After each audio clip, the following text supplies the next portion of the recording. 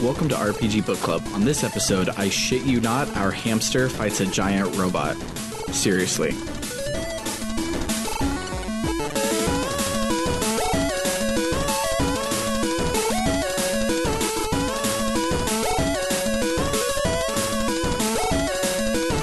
Welcome to the RPG Book Club, the podcast where we play a little bit of a video game and talk about how it makes us feel. I am Elias Sailor Eli Warren. I am Sam Allman. And I'm Michael Spiffle Weapon.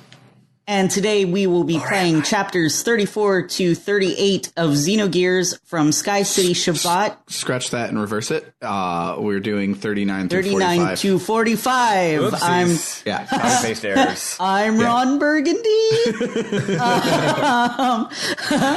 Through Gate 3, the Deep. Sky City...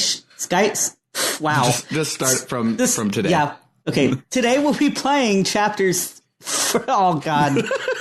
Okay. I'm gonna change. Okay, 9 through 45. Okay. Take hashtag one take.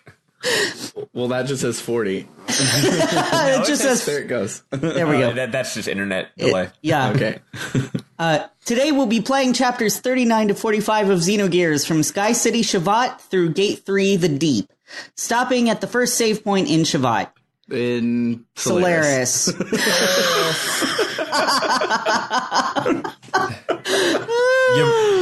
I fucked up, y'all. Keep all of this in. Keep all of it in. Fuck it. Just, me almost saying Sky Shitty Shevat. It's fine. Just keep if it. they didn't want us to get the two Sky Cities mixed up, they shouldn't have had fucking two of them. Yeah. And I feel like we're not done. Like, I feel there's still some Disc 3 realness to be happening in another Sky City. Yeah. Yeah. I would not be surprised. I'm not going to comment either way. So before we get started, how was everyone's week? My week was pretty good up until yesterday. So I had my vacation to Houston and everything was great. And I brought my RetroPie so I could be a good little podcast host and play a lot of Xenogears. And I talked about 5 NPCs one night and then didn't turn it on the rest of the weekend.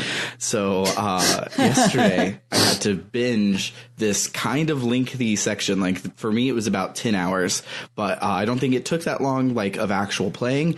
Just the other thing that was bad is Scarlett's really sick. So she was like throwing up and miserable all day yesterday. And so I had, like, the whole day was just barfing Xenogears. And then, unfortunately, at the very end, like 11:15 at night, going into the last bit of gameplay before we saved, my Raspberry Pi crashed. And right now, it won't be after today, but right now, it only saves the SRAM when you power it off. And so because it crashed, it didn't go through the power off cycle, so it didn't save anything I had done yesterday. So I watched a Let's Play for the last 15 minutes of content, and we'll probably be watching a Let's Play for the last 5 episodes of content. Oh, that sucks. The good news is last 5 episodes of content are mostly cutscenes anyway, so you're getting the full experience either way. But yeah, so it was a great weekend and kind of a shitty yesterday. How about you, Eli? It's been okay. I don't remember what happened this week. Oh, wait, no, I remember what happened this week. It happened just last night. My raid team in WoW beat Heroic Gahoon. So we got our ahead of the curve achievement, and I'm very proud of us. It took us only 1 night of attempts to kill that boss. Well, congratulations. Thank you. We are sometimes good at video games. Sometimes. Yes, only sometimes. You defeated Gahoon type. Yes. I've been singing, let's get down to business to defeat Gahoon. That works too. Yeah. God damn it, Essie. How about you, Spiff? Man, I don't even remember. lot of things happened this weekend. What even happened on Saturday? Oh yeah, I went to a party. It was fun. It was a party that a lot of my friends were at. That also my ex coincidentally was not even invited to. Not like on purpose. I think it's just a slight not overlap of social circles. But that was nice because that doesn't normally happen. So I got to just go and enjoy a party without any awkwardness. And you'll be here on Sunday, and I'm going to get to meet you IRL for the first time. Yeah, that's the other big thing. I'm going home. Well, yeah, I'm going home to Austin. I do consider California, the Bay Area, my home now because I love it here. But I'm going to OG Austin, Texas. I picked a great weekend to go. It's a literal apocalypse right now in Texas. Yep. Bring your own water from California, which I think is an ironic statement to say. Gotta bring my water from California from Texas. I don't have water because it rained too much and there's too much water, so there's no water. Yeah. There's a boil notice and now there's also just a water usage notice, right? Yeah. Because all the schmoof and flop messed up, they only have enough treatment capacity for, I think it was 105 million gallons per day, which is totally fine, except for the Austin averages 120 million gallons per day. So we got to use a lot less That's not water. a huge deficit. It's not a huge deficit, but it is a deficit. And if this is going on for 2 weeks, then it'll be a crisis. So yeah, no, it sucks. But at least it's not like double or something. Yeah. Also, I don't know. I've heard like conflicting reports. Some people are like, it's going to be 2 weeks. Other people are like, actually, it's going to be like 3 days. So hopefully 3 days. Yeah. Because you can't even, all the Starbucks in the area are just closed because, what can they do? They can't just, oh, damn.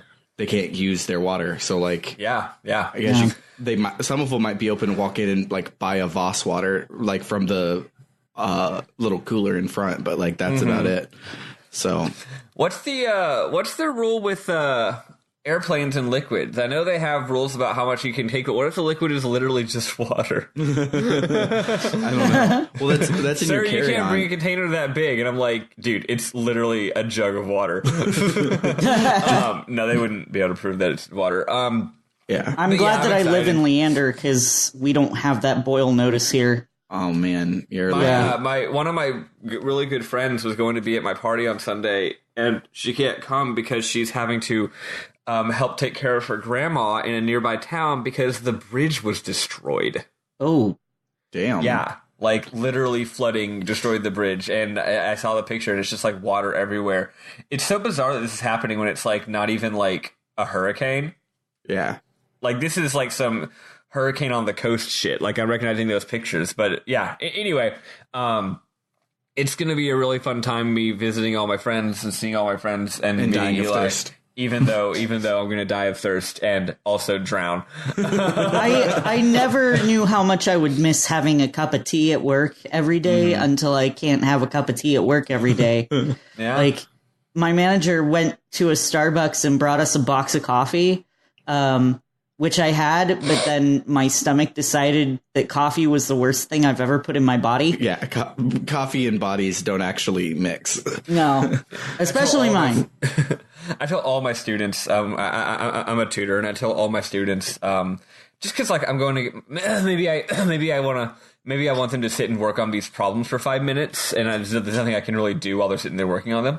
So I'm like, oh, you want some coffee? No, so I'll go. I'll be like, hey, I'm gonna see if I can get myself some coffee while you're working on this. And they're like, cool.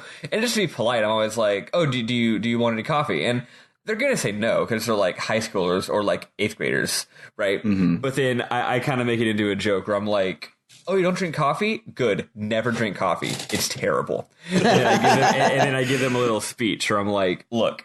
Here, I have a couple pieces of life advice for you, okay? I'm a tutor, but I'm also a life coach. Life tip number 1, never drink coffee as long as you live. That is my number 1 tip. And all the other stuff I was going to say about, relationships and responsibility and life decisions, don't worry about that. Just never drink coffee and you'll be fine. Yeah. But, yeah, no, it's terrible for you. So anyway, let's get into some let's get into some damn old lore, huh?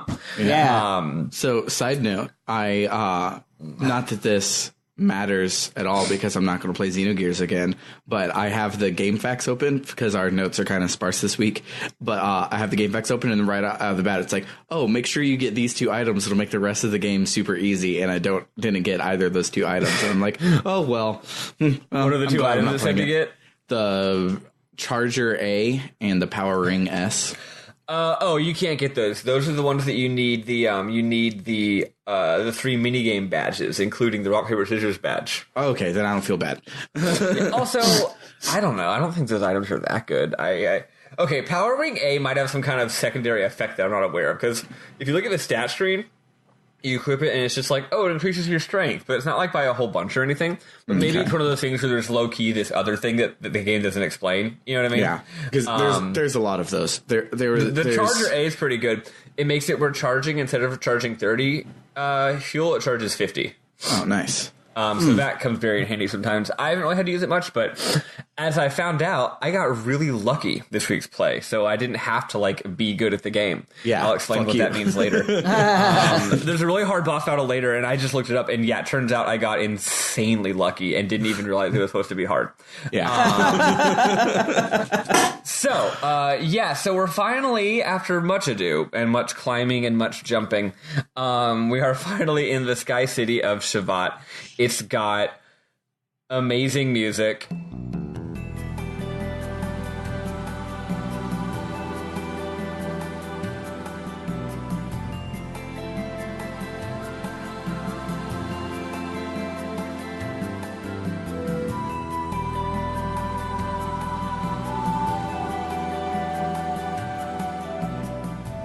It's got nice graphics. It causes some slowdown. It has so many NPCs, and it's very bad news for someone like me who absolutely must talk to every single NPC in a video game. So I wonder if it's slowdown. They couldn't get it to not slow down, so they increased your walking speed there, because on mine I didn't have any slowdown, but I walked way too fast. So I wonder if to make it playable, they compensated for the slowdown on you guys's. But since I was on the Raspberry Pi, which could handle it just fine, jumping up to the thing that's not even worth it to jump up to was insanely hard, because I would just jump and tap right and just fly off the oh my god, thing, I was going too fast. Yeah, that's such a weird problem to have. Maybe you're right, because so I didn't notice that slowdown. I only noticed slowdown in specific situations. You know what I mean? Like you turn the camera a certain way and you see slowdown. But yeah, maybe the whole thing actually runs at a lower frame rate, and then like you said, they did hacks to make it work anyway. Because I definitely did not have that problem. As far as I could tell, as far as Michael's brain could tell, it was just completely, the game played completely normal control-wise, normal speed, normal jumping. Those jumps you're talking about were not remotely difficult. So yeah, I guess it's just some weird emulation issue with you. It was the difference between Space Invaders with all of the spaceships on the screen versus Space Invaders with 2 spaceships on the screen. I think it's great. I think it's great that after the first cabinet, every time they ported it, they had to put in logic to fix or to keep a thing that was just a bug, resources bug from the original. Yeah, it's great.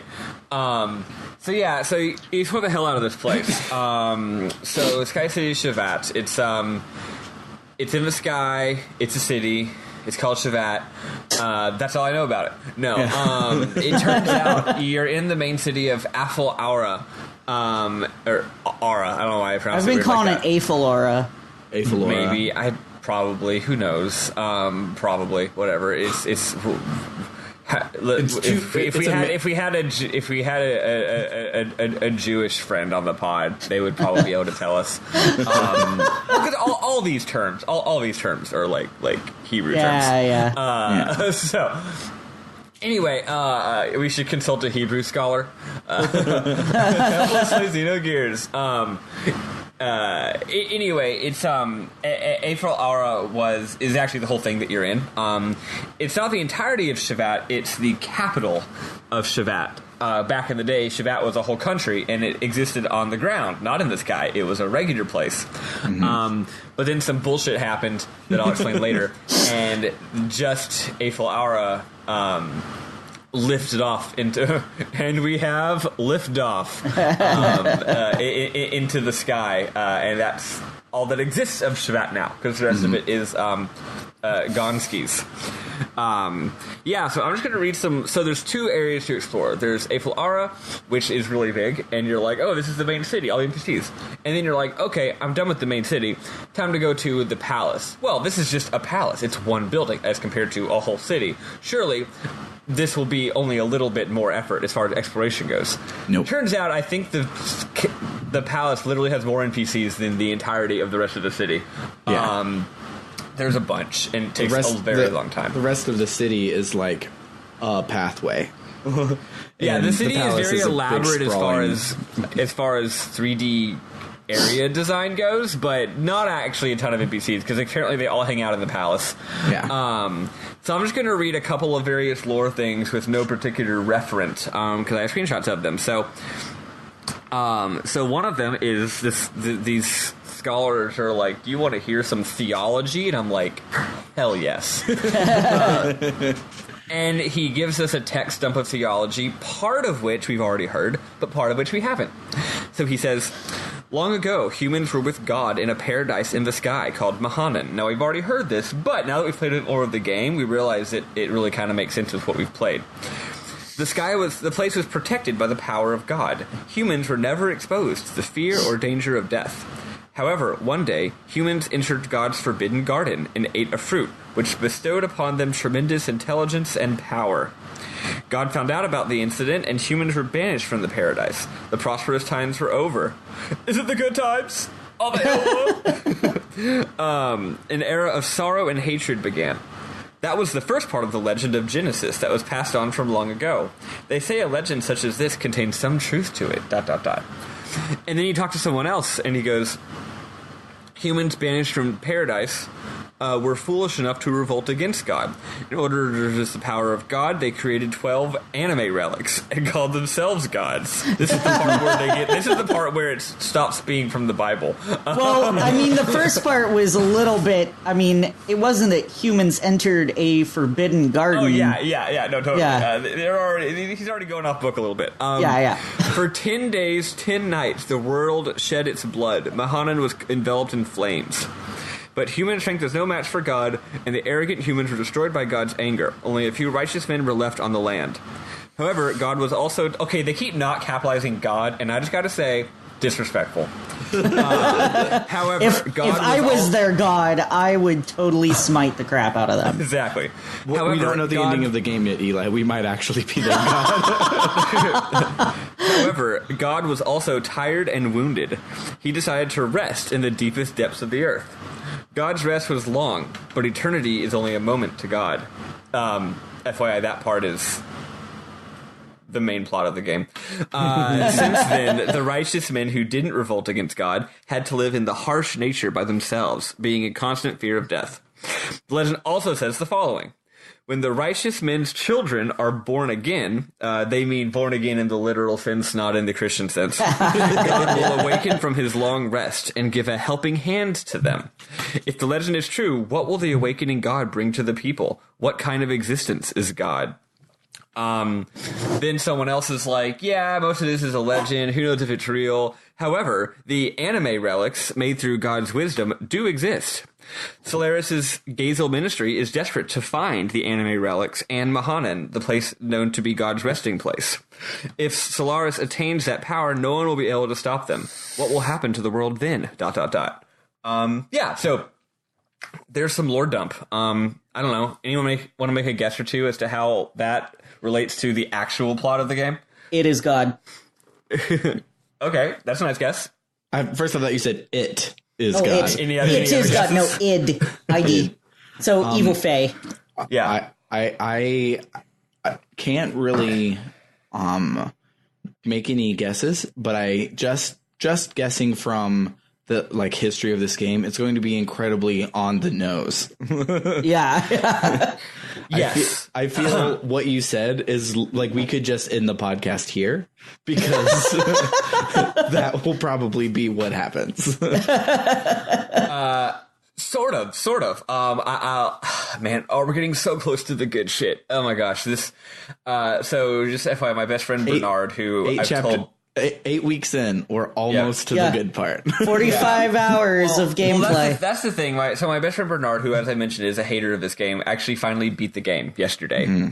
And I was like, congratulations, you beat the game. And he's like, yeah, I want to write a review of it, but I don't even know what my opinion is anymore. Which is a step up, because he used to hate this game. And now he's like, I don't know what my opinion is of this game. It's moved to ambivalence. The shit that gets real is legitimately so fucking good. And does it negate all the dumb shit? Not exactly, but man, y'all just buckle up. Yeah, and I will say you could not possibly guess what actually ends up being the plot. There's no fucking way. But it being God is definitely I won't say whether it's correct or not, but I am saying that is a very intelligent guess. Thank you. Yeah. So anyway, another little bit of lore. It turns out you learn a little bit about Krellian. So apparently Krellian holds the true power in Solaris, is what I'm saying. The irony of fate. And the reason that's ironic is that turns out that Roni Fatima, a.k.a. Bart's ancestor, Queen Zephyr, the queen of Shevat, Lacan, a.k.a. Flashback Faye, and Krellian were all buds 500 years ago. They were all just buds. All these important ancestors were all friends, and they all were Shevatians. Or at least they all allied together with Shevat, and they all fought against Solaris in a big war. Wouldn't they be, if we're going with a Hebrew thing, it would be Shevatites, wouldn't it? yes, the Shevatites, exactly. Against the Solarisites. I think they actually did call themselves Shevatites at one point. Oh, really? Nice. Great. Well, there we go. Yeah. I thought I was being clever, but apparently I just paid attention and didn't realize it. Apparently you're just paying attention. Yeah. So they fought against Solaris and it didn't work. So they're like, it's weird that Krellian is a bad guy now. Also, apparently, the gate technology, Krellian invented it. And also, you learn a really weird lore thing here. Apparently, all the humans down on Earth, and maybe the Shevatites as well, I can't remember, have a thing on them called a limiter. Basically, the Solarians, in addition to being bad in every other way, also fuck up with the humans' genes. So all of the surface dwellers, lambs, have a fucked up thing in their genetic code that makes it where they can't be strunk, basically. And what that means is that they can't use 7 AP per exactly. turn. They can only use 6 AP instead of 7 AP. So they were Monsanto and doing genetic engineering. Exactly, yeah. This is why genetically modified organisms are wrong. No. I'm kidding. I'm kidding. I have no problem with GMOs. I have no problem with GMOs. Go not use a straw, you Austinite. Because individual choices can definitely fix large systemic problems caused by capitalism. Totally. So, at any rate... well, it can if our individual choice is to eat a Fortune 500 CEO. Remember, folks, eating a single Fortune 500 CEO will do more to save the planet than becoming a vegan ever would. So, you do some more exploring. Turns out that Yui, aka Saitan's waifu, is here. Turns out is that the same waifu as on, like, back in? Yeah. Okay. It's just been like cooking and shit. It's just been 1,030 years. I forgot he had a family. Yeah, he has a wife. I mean, she doesn't say much. She just is cooking because she's a woman and this is Xenogears. And then she's like, my husband is out playing with his toys in his man cave while I'm here cooking dinner. She's like, hey, so a lot of us, after the city got, not Shevat, not Ave, Lahan. A lot of us, after Lahan got destroyed, we escaped here to Shevat. They took us in. Also, you know what? We've thought about what happened. We realized some things, and we've all realized it wasn't your fault, Faye. We shouldn't have exiled you. And Faye's like, thanks, guys. It's been like 1,000,000 years, and I've moved on, but I guess I appreciate it. Was this an optional scene? Because I don't remember it. I didn't come across this scene. Just in one, she's literally just like in a room somewhere. Okay. I just had the scene where she gives Saitan a sword. Yeah.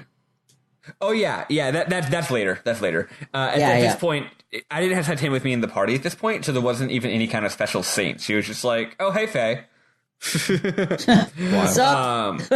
Yeah, what's up? She actually says, "Oh, welcome. You look good, Faye." And it's not even like, "What the fuck are you doing here? What the fuck are you doing here?" And she's just like, "So, well, just like Saitan, she knows shit, right?" Yeah. So when Faye shows up, she's probably like, "Oh yeah, right on time. There he is." What else? There's a very important line of dialogue. I won't explain why it's important because it's too stupid, but you're talking to a choo-choo or a Luffy in my game. Mm-hmm. They're snoo-snoos. The Luffy says, "You humans are truly unusual living beings, aren't you? You're all like shattered fragments of a mirror." And I'm like, that's a normal thing that people say. Yeah. Especially when you replace like words with chew randomly. Yep. Yeah, you just this town is full of people talking like they're regular people, just saying normal things that we normally say on a given day to each other, to passersby. I feel like the choo-choos are trying to be like Mughals, but they're not really succeeding at it. Dude, Takahashi is just on one, man. He's been wanting to put these stupid, ugly bunny Moogle things in his game ever since the beginning, and he hasn't stopped doing it. I hate them, but after a certain point, I was like, all right, I think I actually love them. I like them. And I like them, especially we'll after the point that you're talking about. Yeah. Takahashi fucking commits to the bit, man. And the thing is, I feel like some people were like, "Hey, the choo-choos were really annoying in Xenogears," and he's like, "But he did the same thing that the creator of the IT crowd does when people say he's transphobic. He dug in his heels. And he says, fine, you don't like the choo-choo? Fine. They're going to be even more important characters in Xenoblade Chronicles." And then someone's like, hey, the fucking, what are they called in that series? They're like, hey, the Nopon was really annoying in Xenoblade Chronicles. It's like, fine, it's going to be an even bigger part of the plot in Xenoblade 2. The more you complain, the more it's going to happen. And Xenoblade 3, your main character is a Nopon. Yeah. Eventually it's just going to be, oops, all Nopons.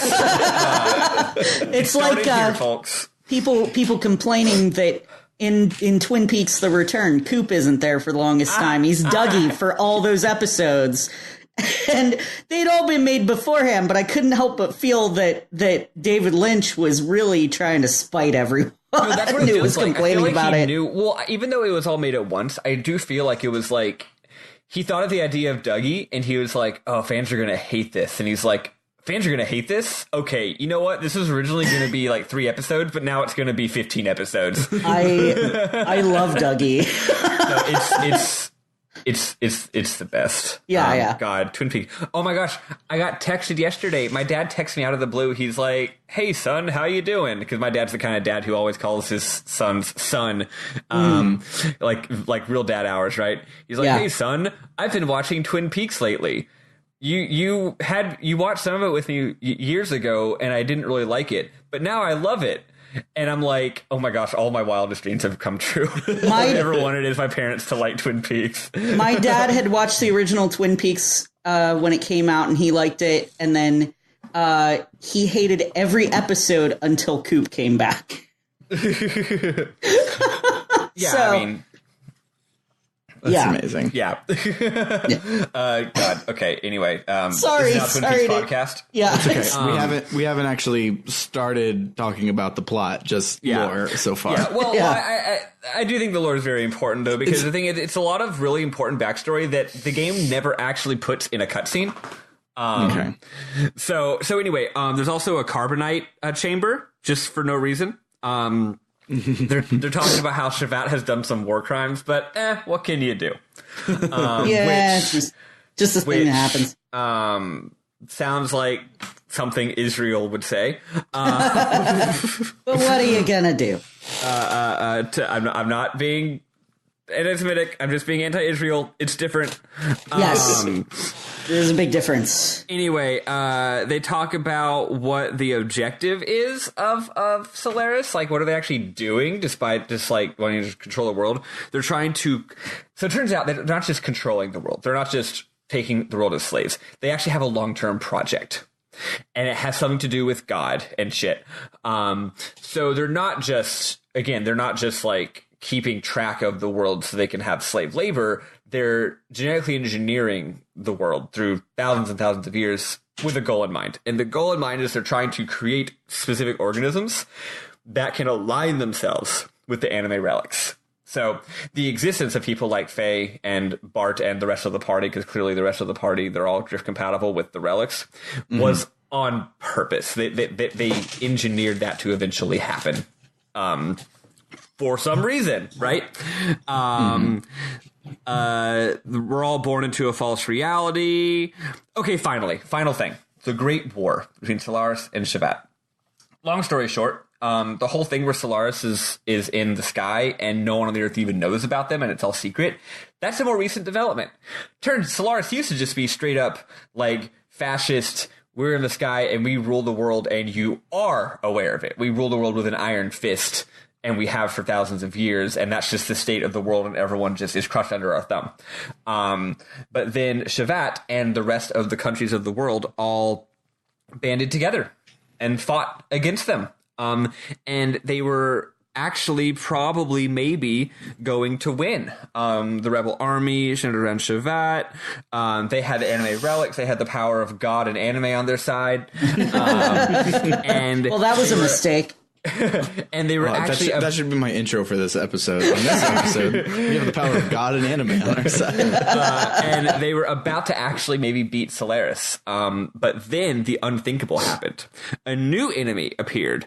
A new challenger approaches that even Solaris had not anticipated. That was when the nightmare began. The nightmare never before seen. A nightmare we prayed we would never have to see again. So basically, a new enemy evil army appeared out of nowhere. These horrible monsters called Diabolos, and no one knows where they're from. And Diabolos just started killing everybody: Shevatites, Hittites, Malachites, Solarites, and so then Roni, Fatima, and the rest of them destroyed the heart of Diabolos. I don't know what that means, but that's what they did. And because of that got in the way of them beating Solaris. So Diabolos fucked everything up so much that by the time they were done defeating Diabolos, Solaris kind of was able to go back to being in charge. And this time around, they're like, you know what? The whole ruling the world with an iron fist fascistly thing didn't work out. What if we have use our more advanced technology that we have now to wipe everyone's memories and then do the whole being in secret thing that nobody knows about? And that's how things have been for the last 500 years. And everyone in Shevat is just like, fuck. So everyone in Shevat, they're all on the back foot now. And they're all like, one of these days we're gonna try again. We're going to try to beat him again. A weird number of the people in Shevat are 500 years old. Yeah. The queen is, but also the random NPC is I'll never forget the day when the blah, blah, blah happened. And I'm like, that was 500 years ago. How are you acting like it just happened? Like you remember it. But and it's just a random NPC. The queen does say that some people got some genetic altering to live longer. So right, she does. Apparently, but it's that funny, guy's just rich enough to do it. Yeah, that's what's weird. But before you even meet her, you met this NPC, and it's just funny because it's yeah, I get it, you're the queen. But what was this one random NPC doing? Apparently, he got to be in the Live for 500 Years club. He's the best sandwich maker. and nobody there knows how to make sandwiches. So he's been making sandwiches for 500 years. That makes sense. Sandwich making is a difficult job. Also, someone's got to be there to dump lore on random travelers. It's true.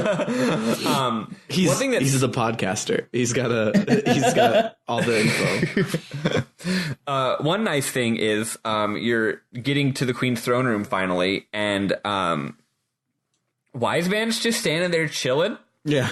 Yeah. And it's not even a dramatic plot scene. He's just like, you're finally here, ... Where have you been? So he's literally just like, sup. And you're like, sup. And there's not even a cutscene or anything. You're like, oh, I guess. Nobody's like, what the fuck is going on? I guess we've reached the point of this game where this is just normal now. One other tiny bit of lore, and I only know it because it's the thing you have to do to make the plot actually work, is they have one building that they leave in like the destroyed state from 500 years ago as a reminder. Right. And that's like cool, but like a statue in the plaza would have been great instead of just like this bloodied hump of a kid's room. Yeah. Yeah. Yeah, but, you actually go there, and that's what triggers, like, Maria comes in and says something like, it's sad that this happened. Hey, let's go see the Queen. Yeah. So, finally getting to the plot now. I know that took a long time, but don't worry. The rest of it's going to go real fast because you just fight a bunch of people for 5 hours. Now you start the fight, and the fight ends in 5 hours. Because the budget started to run out.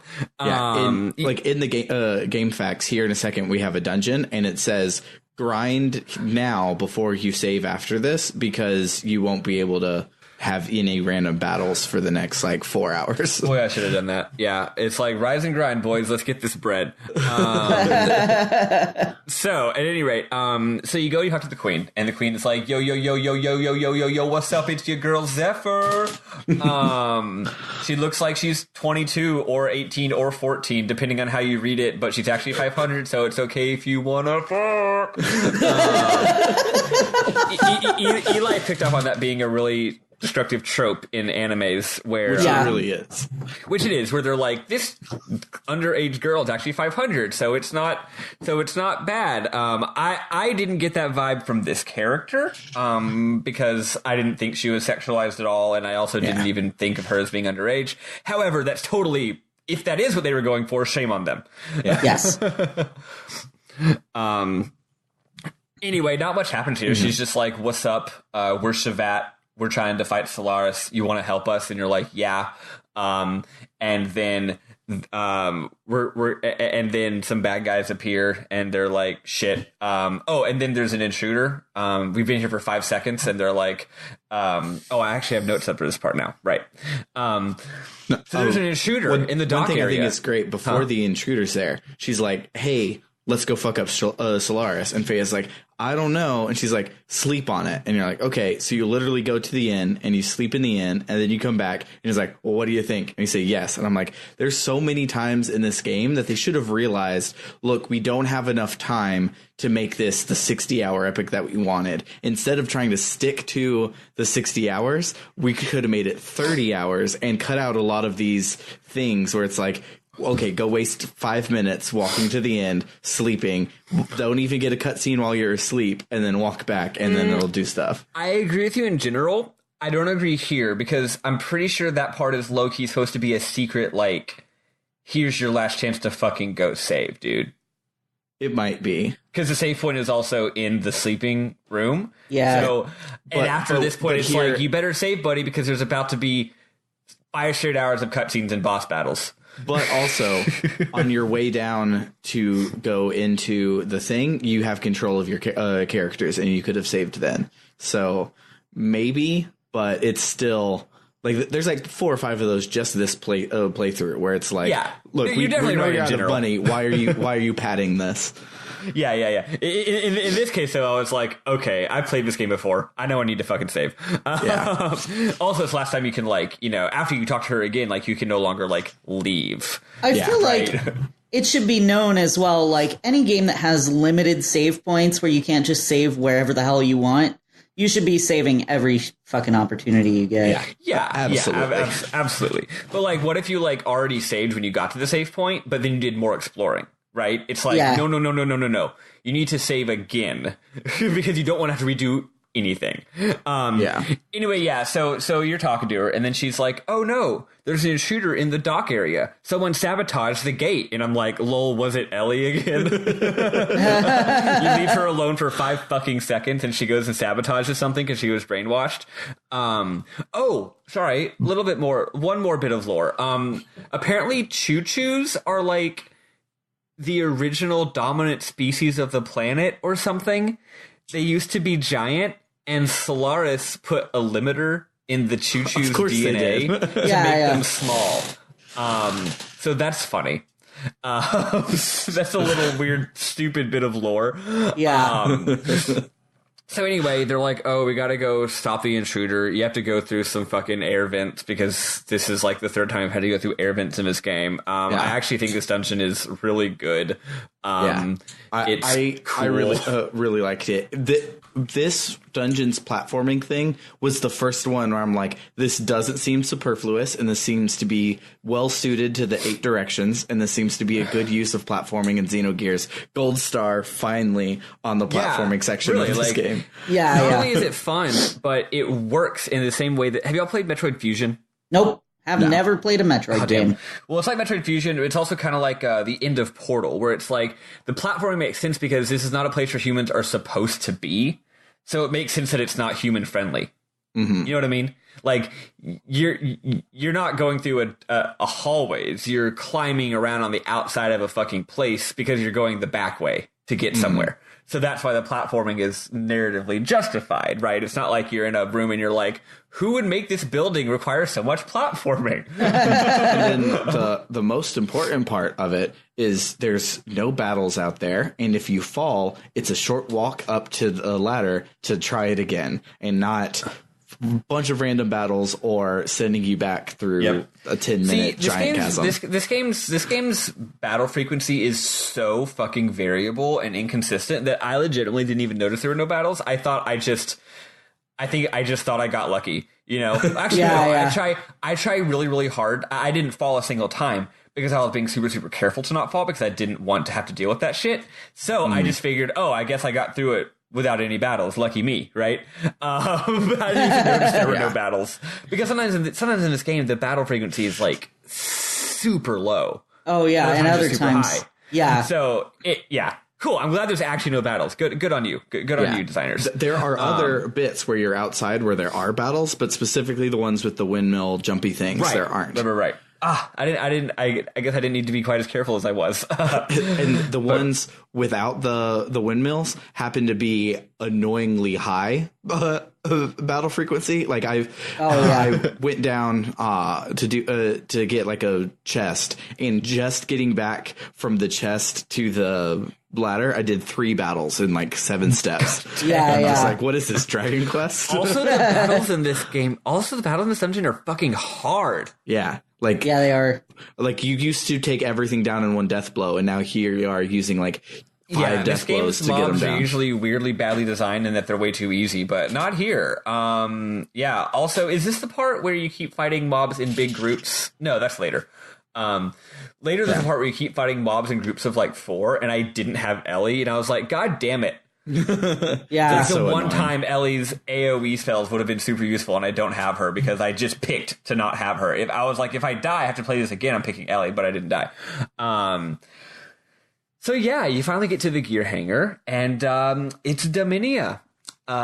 She monologues about how robots is people. She talks about how she just spoils the ending of Mass Effect 2 a couple times. A couple times, she's talking about how like all those wells that are those evil wells where it turns out that Billy was killing people all along. Turns out Maria's also killing people all along. No, that her the wells were all basically the byproducts of human experimentation, and they're trying to make a merger of man and machine. They thought, hey, you know what would make the problem with robots is, even though they're really awesome, you still got to have a person inside there controlling the robot, and human reflexes are only so fast. So what if you could just put a human brain in a robot body, basically? That's the goal. So that's what the research was aiming at all along, and it's really fucked up. And he's basically saying, hey, Maria, you know you're a cool robot? Well, like, thousands of humans had to die or be experimented on for your robot to be made. He was about to tell her that, but before explaining the super obvious plot twist, he gets interrupted sexistly by Jesse. Let's see, where does he? Yeah, he's basically like, God, all women just yap. They never shut up. He goes, why are women so gossipy? Women be shopping. God damn it, Jesse. Maria, who again is like 12. Definitely talking like a 12-year-old here. Earlier, Dominique is like, are you Maria? And she goes, undoubtedly. I am the daughter of Nikolai, Maria Balthazar. I'm like, who talks like that? No one. Except in Xenogears. Another weird dialogue thing. When the bad guys first attack, Faye goes, it's the Gebler, right? I'm still ticked off at them. I'll take them on. I'm like, what a low-key reaction. It's like, hey, you just learned that those fascist Nazis are actually 50 times more evil than you thought they were 5 minutes ago. I'm miffed. This just ticks me right the heck off. It really burns my biscuits. And the thing is, like, 2 seconds later, I think Rico says the same thing. He's like, I'm ticked too. And I'm like, y'all should be more than ticked. This is an outrage. It's okay. Like, you guys have said bitch before. Just say pissed off.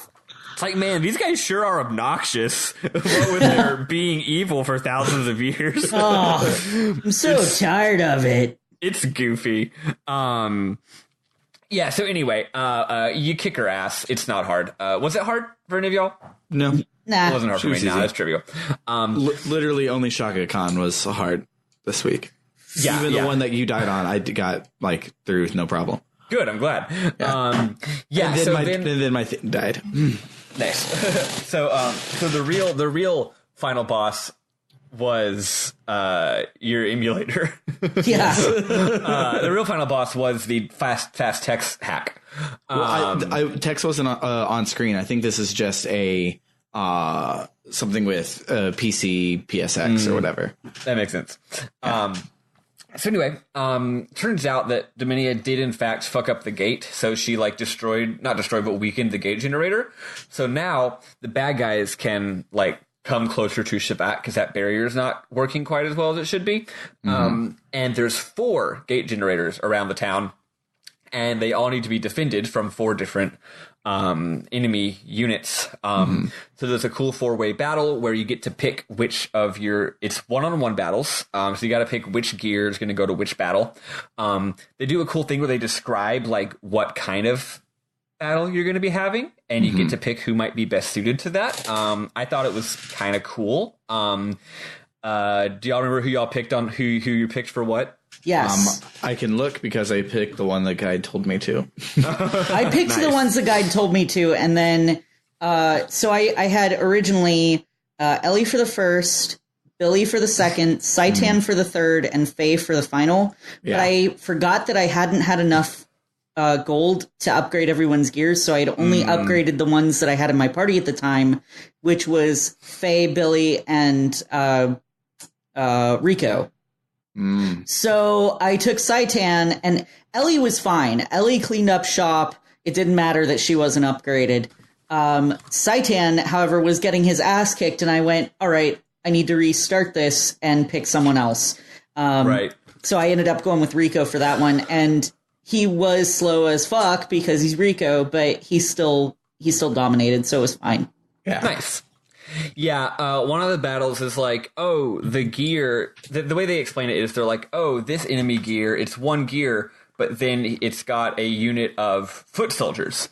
And I'm like, okay, well, there's 2 options here. I can use Ellie, who has an AoE spell, but you never actually know if it's actually going to work AoE or not. Sometimes it does, sometimes it doesn't for no reason. Aerods? No, like her actual No, just her spells. spells. I was using air rods for that. Rods. That would have been smart. But instead I picked Saitan because I'm like, he's so fast, he can at least get in 3 fucking turns for every one of their 1 turns and just kill those guys one at a time very quickly. Right? So I picked Saitan for that one. And so, yeah, you get to use a little bit of strategy. It's kind of cool. It's kind of cute. Yeah, I say it's not hard. Actually, I did lose the first time on one of the battles. It took me 2 tries, but it's not hard. Yeah. After you beat them, it's Achtung, baby, which is to say that Achtzen shows up and he's like, I can win with or without you to his 4 generals. So yeah, Maria's dad's super evil. He's gone mad. What's cool when Oxen shows up is everyone's like, all right, let's go fight him. And he's like, yeah, but also here's like this EMP device that's going to make gears not work. So sucks to be you. But Maria's is her Sibzane, which by the way means 17. I said 710 before, but like it's obvious it's 17. I only realized I was stupid when I went to upgrade her gear and I saw that she was equipped with number 17, blah blah blah, and I'm like, she was also in the number 17 hangar. Yeah. But anywho, so 18 can stop it, and Maria's like, but I'm not gonna go kill my dad, and everyone's like, your dad's not actually in there, and she's like, but you don't know that, there's not like a camera or nothing, and everyone's like, no really, we all know that he died, it's okay, and she's like, no, and then Choo Choo is like, well, I'm gonna go fight him if you don't. And then the best thing in the entire fucking game happens. It's both the stupidest thing and the absolute greatest thing. So before, I'm going to let Eli share the big surprise, but I'm going to contextualize a bit. So, like, remember, this is a game with 2 battle systems where every character has on foot battles, but then they also and their sprites, right? And then they also have giant robots, and the giant robots are in glorious PlayStation 1 3 dimensions. And it's big, so you're either on foot or you get into your robot, and now you're 3D. Choo Choo handles this situation a little bit differently. Eli, what happens to Snoo Snoo here? So Snoo Snoo has gone up onto like a little. It's on like one of the roofs, one of the spires, and it's looking right at Oxen and is like, fight me, bitch. And Oxen's like, ha ha ha, you tiny rabbit thing, you're dumb. He literally says, you're a level 1 monster. You're a level 1, you're a low level monster, and Snoo Snoo gets all insulted and is like, well, take this, fucker, and then just like inflates and just, I was freaking out. I was like, what the fuck is happening in this game? I don't understand anything anymore.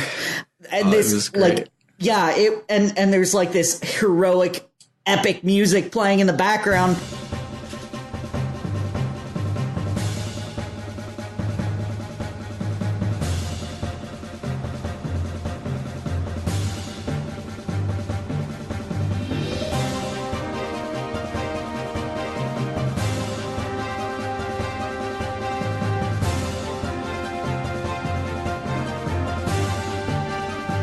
Like, probably the best track in the entire game. Yeah, like, I fucking beautiful. I fucking love it. The track is called like the Wings long dash, the People's Hope or something, some shit like that. The People's Hope is a stupid goddamn rabbit. So Choo Choo like full on inflates and gets gigantic and is like, now fight me, bitch. And Oxen's... One thing I think was great, like, getting here is, so Maria is like, no, Choo Choo, come back. Or in my case, Angelica, which makes there's a joke here in a second that's even better when the name is Angelica. She's like, no, Angelica, come back. And so she runs outside and you see the sprite run up the stairs and go behind the building. But then the camera pans up and it's a tiny 3D model of Choo Choo. Yeah. And I'm like, so something different is about to happen. Yeah. So exactly. So as soon as you see Choo Choo or Luffy in my case as a tiny little 3D model, you're like, Yeah. Luffy's like, hey, you guys all have robots? I don't have a robot. But who needs a robot when you can just grow to be 100 times your original size? The whole time I was wondering who was going to give this little stuffed animal a robot, and then I was completely wrong, and I'm completely happy about it. Also, in case you're wondering, yes, from now on, Luffy is a regular party member, and you can pick to take her into battle in small form or in big form. I can't believe you just chewed. With you. You could take her with you. Oh, that wasn't on purpose, actually. Let's pretend like it was. You literally just went, you can take her with Chew. And I just was like, wow. Well done, I guess. I heard it. So Choo Choo does this thing, this Pokemon thing, where like Pikachu's name is just Pikachu, where you just call her Choo Choo, but Choo Choo's also the name of the entire species. If you change her name to Luffy, it changes the whole species' name to Luffy. Oh yeah, because they've got like which means none of their Chew puns make any sense. Yeah, they've got a scientific name that Octsen reads out later on, or at some point, and it changed it to something with Snoo in the middle, and I was like, this is amazing. It's just so silly. It's like, imagine if Mog and FF6... It's like unreadable with Angelica. I'm going to look it up real quick. I think I took a screenshot of mine. Nice. While you're looking that up, I'm just going to go on to the next thing. Go ahead. Yeah, so Choo Choo does the Choo Choo thing. So the funny thing is, though, you're attacking Octozen, and it does like no damage, and Octozen attacks you, and it does like no damage. Actually, you're doing a little bit of damage against Octozen. It's doing 0 damage against you because you're a giant Choo Choo. But then it goes back into a cutscene, and he's like, "Fine, well now taste my Rocketo Punch," or something like that, or bear my Arctic Blast, and he hits Choo Choo, and it like knocks Choo Choo out in like the anime way, where she's got like X's for eyes, and she's like, "Ouchie, wow, that hurt." What do I do? Oh no, that hurt. And then Maria's like, I need to help my friends, because that's Maria's voice. And gets I need really to help my inspired. friends. So then there's a really dramatic cutscene with, again, the same heroic music where she like runs down a hallway and she like runs all the way from the throne room to her robot and gets in the robot and decides to save the day and kick her dad's ass. Because that's what RPGs are about, is kicking your dad's ass. Yeah. Yes. I got a little emotional at this part. No, it's a good scene, mostly because that song is so fucking good. Here's the thing that's annoying. That song is Maria's theme, okay? She has 2 tracks. She has the sad version of her theme and the heroic version of her theme. It's a beautiful song, but sometimes they just use it for heroic moments in general. And I'm like, no, but Maria is not in this scene. This is Maria's theme. Yeah, they definitely... You can't just use it anytime anything cool is definitely happening. used it later on when Maria wasn't anywhere around, and I was like, okay. It makes a little bit of sense. I mean, actually, FF6 is the same thing. FF6, the second... the song that plays when you get the second airship, that is a song that has specific... Yeah, that song has specific emotional resonance to Locke and Locke's story, and to Setzer and Setzer's story. But, sorry, not Locke at all. I meant to just say Setzer. Setzer and Setzer's story. But it does also symbolize the shift in tone of the second act of the game from despair to optimism and the idea of maybe saving the day. So even though it is specific to one character, it does still represent basically all the characters as hopes and dreams for a better future. So I think maybe similar things happening here. No, they just ran out of money because most of the rest of this you play in the Yggdrasil's theme, and it doesn't make any sense. Yeah. So it just musically fit the scene because they didn't have money to pay for any. You hear music. That battle music all the time too. I just think that it works because, like, remember, it plays later when Fort Jasper takes off. It's the same thing. So anytime the characters are doing something that's like, I don't know, activating some big device that might help fix everything, it plays the new song. And I'm sure they all are inspired by Maria's the hope that the boldness and courage of this 12-year-old girl fills them all with determination. Yeah. Right? They've used the battle theme so much. Like there were points where they actually just slowed it down or sped it up to try and change the sound of it. But it's like this is literally the exact same song. Like, you're not even using a leitmotif. You're just you're just pressing fast forward.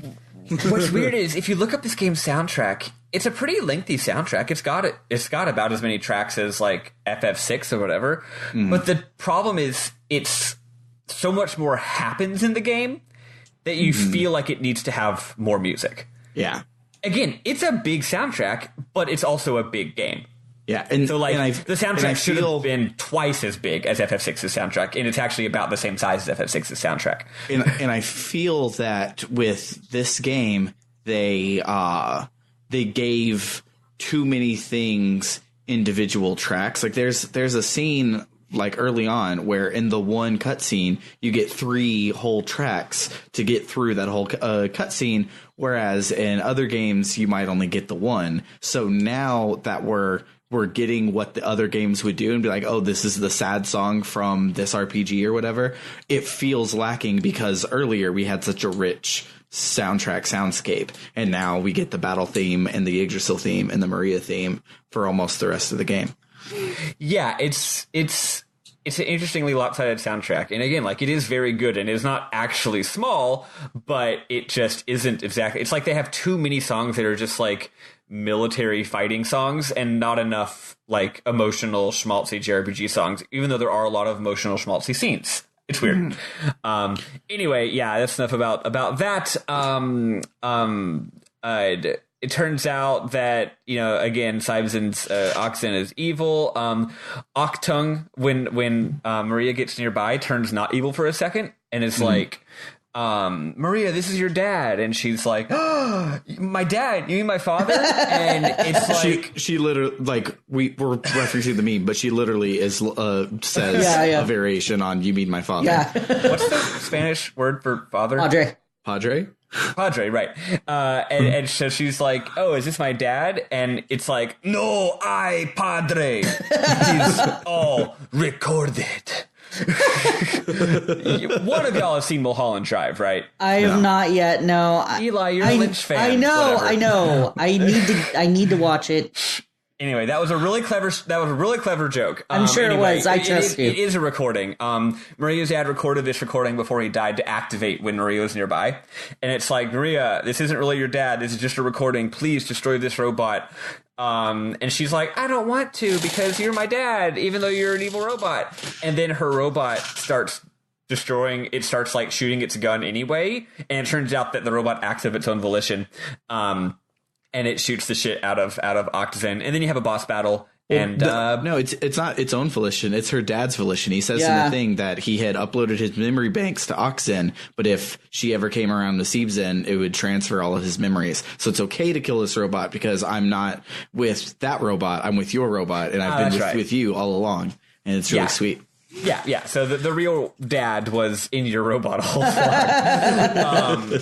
So Maria's sad, and the robot is good, and the music is good. And that's it. I also want to say real quick, I love Siebzen's design because it's not girl robot. It's a little girl piloting a big chonky robot. Chonk. It is, it's chonky. Also, did y'all notice the coolest fucking thing? Maria does not pilot her robot the same way everyone else does. Yeah, she has the mental link with it because she's a little robot girl herself. Yeah. Oh, right, but like instead of sitting in its cockpit, she stands on top of its head. I love it. So that's insane. You mentioned like 3 weeks ago or whatever that we'd be getting a party member who would just like Graf, always standing on the outside of his robot, staying on the side of hers. And the way the game had been going up to this point, I thought it was going to be Dominia because she kind of has the Magus thing going on, where she's like kind of an antagonist, but she's also like not liked by Ramses and not liked by Miang. And I figured there would be some sort of like our mutual hatred aligns and we will become friends over the rest of the game sort of thing. And so we're getting down there because like through the dungeon, Maria's in your party, but she doesn't have her gear and she doesn't know any death blows until after she gets Siebzane. So she's kind of just really, really, really shitty. Yeah. And I'm just like, this is a hilariously bad. This is a fake out. She was great against the robots that only took 1 damage, and I just had to hit triangle a whole bunch. She was as good as anybody else against those.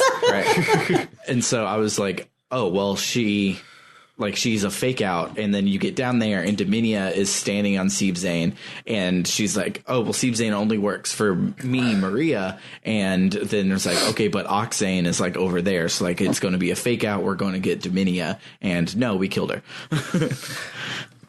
I could totally see that. I wouldn't have been surprised if someone had that idea at some point, Yeah. Yeah. And on top of that, totally every time we see happening. her in a cutscene, she always comes out and stands on top of her robot. Yeah. So those two things working together, I was like, okay, this is going to be the one.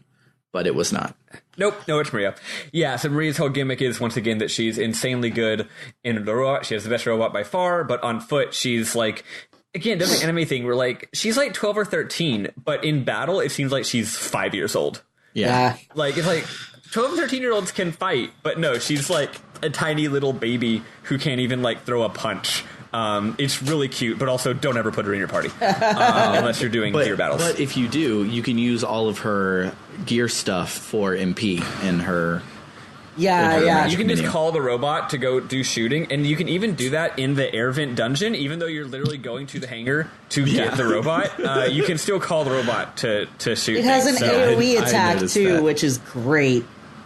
Yeah. So you save the day. Even though there's a lot of buildup here, not a whole lot happens. They're trying to destroy Shevat, and they don't. And then you're like, cool, now we can go on the offensive and destroy Solaris. Also, I went to the Choo-Choo town, and there's a Choo-Choo town inside of Shevat town. It's like a room where all the Choo-Choos live. It's like their little ghetto. And I talked to this very old one, and he's like, oh, what is that, youngin'?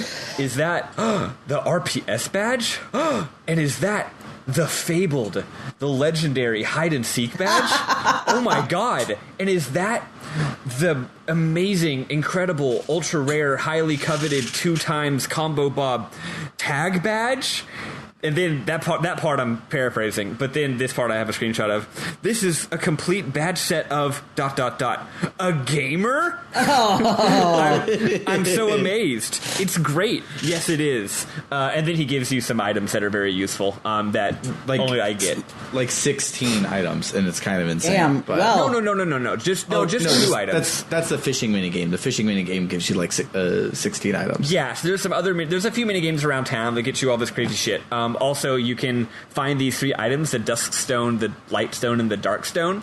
And if you use all 3 of those, you can go on a secret elevator, and it leads you to what it turns out is actually Choo-Choo's room.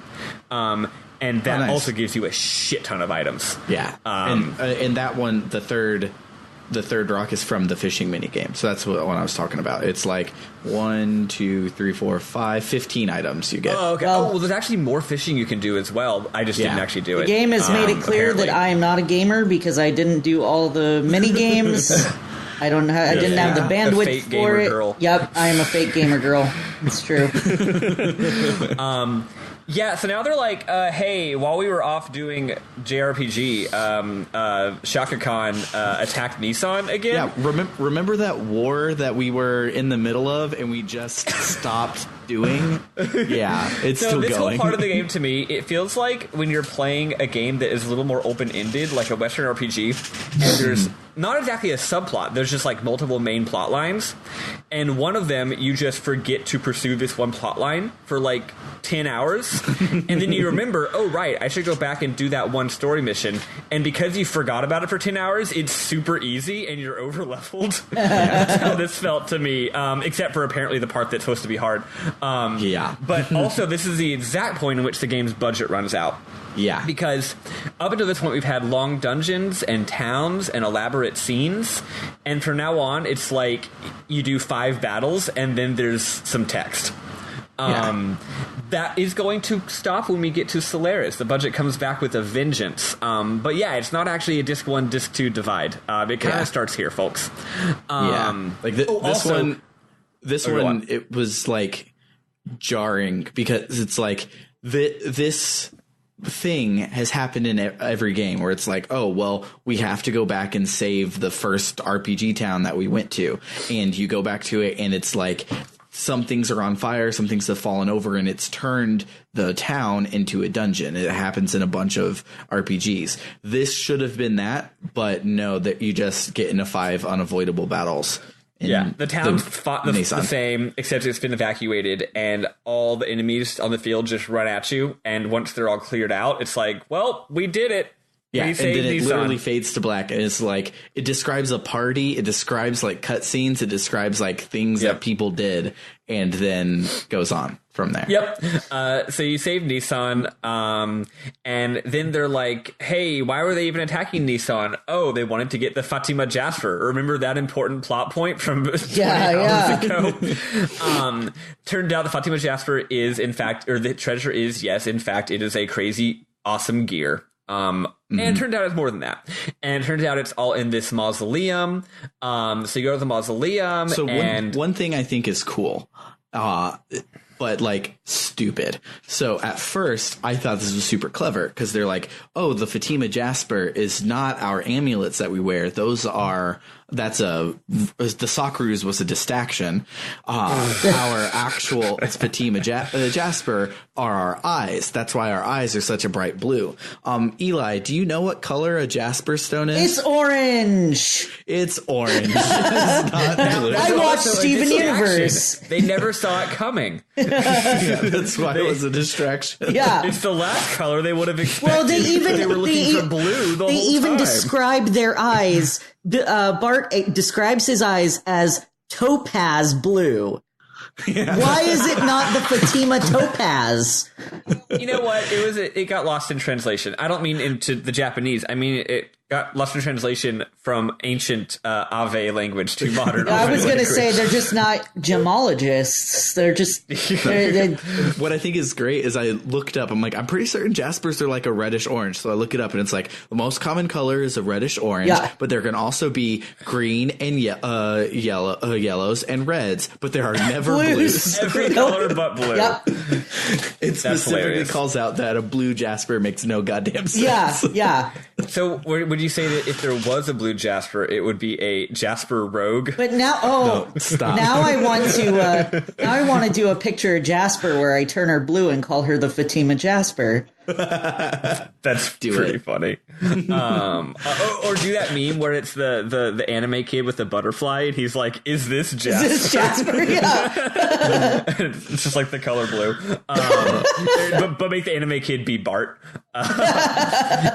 Anyway, yeah. I think there is fan art potential for Jasper from Steven Universe, but dressed as Bart, colored blue as the Fatima Jasper. Get on that, Eli. It's Inktober. I'm bad at Inktober. I'm sorry, I shouldn't have brought that up. I know you've got it's a sore spot. It hits your self-esteem. Yeah. No, you're great, and we love you. Thank you. It's fine. So anyway, yeah, you go to this. You go down to the mausoleum. Yeah, but actual giant flying spaceship. Well, then you go down below the mausoleum, and yeah, it turns out they put their eyes up to it. It's funny. They're like, "Oh, you need 2 eyes," and I'm like, "Oh, is this where we're finally going to get the fact that Bart has 1 eye and Sigurd also has 1 eye?" But then. I thought it was going to be like a fake out where like Bart was wearing an eye patch so that the Fatima Jasper couldn't be used and he didn't actually lose his eye. Right. But anyway, so then what's her name? Margie is like, I'll just fucking do it. I've got 2 eyes. But she's like, no, I'll do 1 eye and Bart do the other eye. And I'm like, she's just throwing Bart a bone here, basically, so he feels useful. And it opens. Especially because, like, the moment she gets it open, she's just like, all right, peace, I'm going to go take this robot, and just disappears. Yep. So then you get to, I thought this was a really cool part. You get to what is clearly a very ancient and powerful sort of technological spaceship thingy. You're not really sure what it is. Mm-hmm. But first of all, the Bart's theme plays this whole time, and I actually think it's great. I think it's really moody because you're thinking about, because this is like Bart's family legacy, right? Playing in this scene.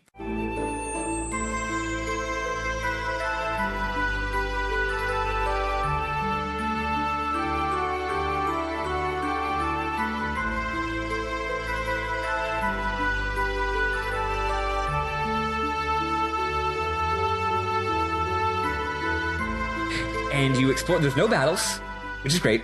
Yeah. The place is big. So you're exploring this big, empty, abandoned thing that you don't know what it is. And it's just full of memories, basically. And you're exploring it, and all the lights are off, and the game has that weird lighting engine where everything's like dark with like red highlights, but then you get to a different floor, and now it's dark with blue highlights. It's just really cool. You have this little moody time exploring this place with no battles. Anyway, then you turn the lights on, and there are battles, and it turns out there's a cool robot, and then it also turns out that Shaka Khan is here because he wants to steal the robot, and you do a bunch of shit. You don't actually fight Shaka Khan here, right? No, not yet. Nope. Yeah, you fight, I guess, you just fight some random mooks. You fight some Neo-Etones, which I guess are robot versions of Billy, but Billy is a robot version of Billy. Well, they're neo-Nazis, but they're also Etones, so they're Tradcaths. Though actually, sorry, I'm not sorry. Now that I'm thinking about how the Neo-Etones look, they seem to be the vague shape that Billy's robot is, just wearing a robe. So that might actually be related. Oh, yeah. There you go. Anyway, you fight him, and Bart gets an amazing new robot. It's cool looking, and it's got hella stats. It do. Also, it turns out that even though it still has a pilot seat and you still have to sit in it, and it seems to actually still have buttons, you don't need the buttons because you just get drift compatible with the robot, and it operates according to your brain. Well, it says that it looks like there's buttons, but Bart's like, there's no controls. I'm just like, turn around. There's a control panel behind you. There's no joystick, no control stick specifically. So maybe the buttons are still there because, sometimes you want to do something and you're not. I mean, maybe you're like, I can't remember the brain command for activate the emergency booster I'm too busy thinking of porn. Yeah, exactly. You're too busy thinking about those beans. And the robot's like, what am I supposed to do? And you're like, fuck it, I'll just push the buttons. So then this mausoleum rises from the underground, and it's this giant rotating UFO thing called Fort Jasper. Which Bart names it. It's probably his name something else, but Bart names it Fort Jasper. I'm surprised he didn't name it Fort Bart. Fort Bart would have. He names it Fort Jasper after firing a really big gun into the air and squealing like excited schoolgirl. Also, he totally shot the gun on accident, but he tries to pass it off like he shot the gun on purpose. Yeah, he's like, "Cool, I tested the gun," and they're like, "Dude, we know you were just hitting random fucking buttons." It's a pretty fucking funny scene, actually. Yeah.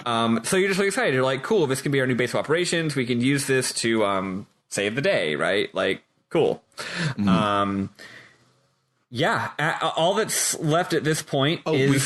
we forgot to say that we have our airship, because when we left Shevat, they were like, oh, by the way, we put space stuff on your submarine, and now it's a spaceship. Yep, so now it's the Yggdrasil Mark III. You got space stuff in my submarine. You got submarine in my space stuff. So at this point, we're going to blast through the rest of this because we are running out of time. Left. But also not much half. So what happens is we have to destroy the 3 gates, because the 3 gates are preventing us from going to Solaris. So we have to destroy them. They're like, well, where the hell are they? They actually find out where they are because, also you split up here. You went to the what do you call it, the mausoleum, whereas other people with the Yggdrasil went to... this is kind of a really important thing for Bart. We shouldn't skip it over. Yeah. They went to Ave to recapture the capital of Ave. So they split up. And then after you kick Shaka Khan's... completing chapter 1 of the game. Yes. So after you kick Shaka Khan's ass, he runs away. And apparently he runs back to Ave. But then he sees that things aren't going very well in Ave, so he turns around again and starts running somewhere else. And they're like, where's he running to? And they're like, oh, he's running to this weird cave out to the west. And they're like, oh, you know what? Maybe they just kind of intuit. It's not that big of a logical leap. It's just kind of clever that they intuit. They're like, maybe that's where the gate is. Maybe he's running to the gate. Maybe he wants to try and hold it hostage, or like something. So you go to the cave, and Shakan is there, and you go through a small dungeon, and sure enough, the gate generator is there, and his last stand, his last I love chance. how you call this a dungeon. There it is a hallway with 2 bubble rooms on it. Yeah. I couldn't really remember, but we are now at Shakan's last stand. He's like, the last thing I can possibly do is, my army's been destroyed. I didn't get the cool robot. Everything's over. But what I can do is I could siphon energy off of this gate generator and become all powerful. So he siphons the energy. But I think somebody perks up and is like, "Did someone say power? Do you want the power? I am the fist. Someone talking about power? My fist is the breath of God. Let me give you some power." Yep. Fist of the North Star shows up. Graph and Graph, and he's like, "Hey, you want to buy some death sticks?" And Shakan is like, "You don't want his own death sticks. I already have siphoned power from this generator." But then his robot doesn't work, and he's like, "I think I siphoned too much power, and it like overloaded my robot, and it shut down. Shit, that didn't work at all." So then he gets the power from Graph, and then you have a battle. According to Sam and the guide, this battle is supposed to be very, very difficult. Let me explain how the battle went from my point of view, so that y'all can get mad. Okay, great. I thought this was a joke battle because it was so easy. You. Because what happens is Shakan is literally attached to the generator with a pipe, and on the first turn he tries to run at you, but then the tube stops him because he's attached to it like an umbilical cord, and the text just says "couldn't reach you." And I'm like, that's hilarious. The joke is that it says hubris, right? Like he wanted the power, but he can't even hit me because he's attached to the thing. Apparently that only happens like 1 or 2 times, and then he disconnects and it's a regular battle. For me, it happened like 10 times. He does it, so he did it for a long time, but I couldn't do enough damage in that time. He has 20,000 HP. Yeah. I couldn't do enough damage, even with Siebson and Vari. Weird. I couldn't do enough damage. So he is one of 2 things on his turn. He either tries to hit you but can't, or he heals himself for 1,000 HP. But with my 3 guys boosted, and also I think I got lucky because I think most of the time he would try to get me instead of healing. I was just wailing on him, and by the time he finally broke down, I'd probably done at least 60% of his health, because he just kept trying to hit me and it wasn't happening, and occasionally he would heal. So I just got lucky, I guess, and wailed this shit on him, and then eventually he breaks free after like 20 turns, and I realized, oh, this isn't actually a joke battle. But by that point he probably had 5,000 health left, and I kicked his ass. So what had happened was he is attached, and he, according to the guide and much closer to my real life, but obviously isn't that true, he heals that 1,000 every turn. So you need to be doing more than 1,000 damage each turn. And the guide was like, just bring in Ellie, but I didn't have ether doublers, and the guide assumes that you do. And Ellie is good on foot. She's kind of shitty in gear without her ether doublers. But so I was like, okay, well, that's like, she's sucking, etc. And so he can't reach you is a counterattack. So like normally he has a counterattack, but he can't reach you here. So it's like that goes off like 50 times. And so I was doing the damage with like boosting and everything, but then he would break free. And then when he would break free, he would decimate me because I didn't put on the seal barriers and stuff that I ended up putting on later. 10% of your health? That's not too bad. No, he would decimating would be leave all but 10th, but no, I don't think so. Am I wrong? Oh, never mind. I think it's leave all but a 10th. But I believe that's correct. Snarky asshole, but they got turned around on me. But, he was like kicking my ass, and then he would attach again. But if you get him under 50% HP, he, instead of counterattacking, he'll just heal 1,000. So you then have to defend through all of that, in which he heals like all the damage that you managed to do. And so it became this like war of I can barely hit you 500 per time. And he ended up just winning the war of attrition twice. And then the second time I did it, I had something very similar to you. And when he broke off the first time, he was dead before he attached again. And I'm like, all right, what the fuck ever. RNG's a bitch. RNG is a super bitch. Yeah. Eli, you didn't say anything about this battle. How did it go for you? The first time I did it, I ended up just because I took Ellie as well. Because it was like, you know, with ether doublers and her air odds and everything. And I'm like, well, you know, I don't have those, but it should be fine. And I used air odds once and it did like 600. And I was like, okay, that's not, yeah. Oops, no air odds. So instead of like trying to force my way through the battle, I just reset and I took Siebsen, and Siebsen kicked ass. Yeah, the real solution to any battle at this point is just put Siebsen in your fucking party. Yeah. Well, and so good. And Vari as well, because holy shit, that guy is awesome. Do you have Bart's level 3 death blows at this point?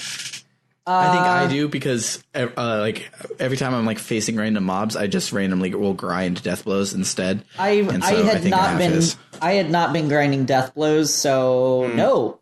You gotta rise and grind. You gotta get these death blows. I've been working on that more now. Yeah. I did get him a death blower, so he was able to use triangle X. And nice. that was good enough that I was like, let's not try to build up to level 3 death blows or whatever. Let's just triangle X forever. And that worked. That did over 2,000 a hit, so. Good. Yeah. The level 3 death blows for Gears are good as shit. Especially if Einhander has them. Faye definitely has some level 3s. Mm-hmm. Yeah. Nice. One thing that like bothers me about death blows and other similar systems to it that have shown up in other RPGs is so to get to a level 3 death blow, you have to waste 3 turns of just regular attack before you can use it. So that means it needs to be 3 times as well.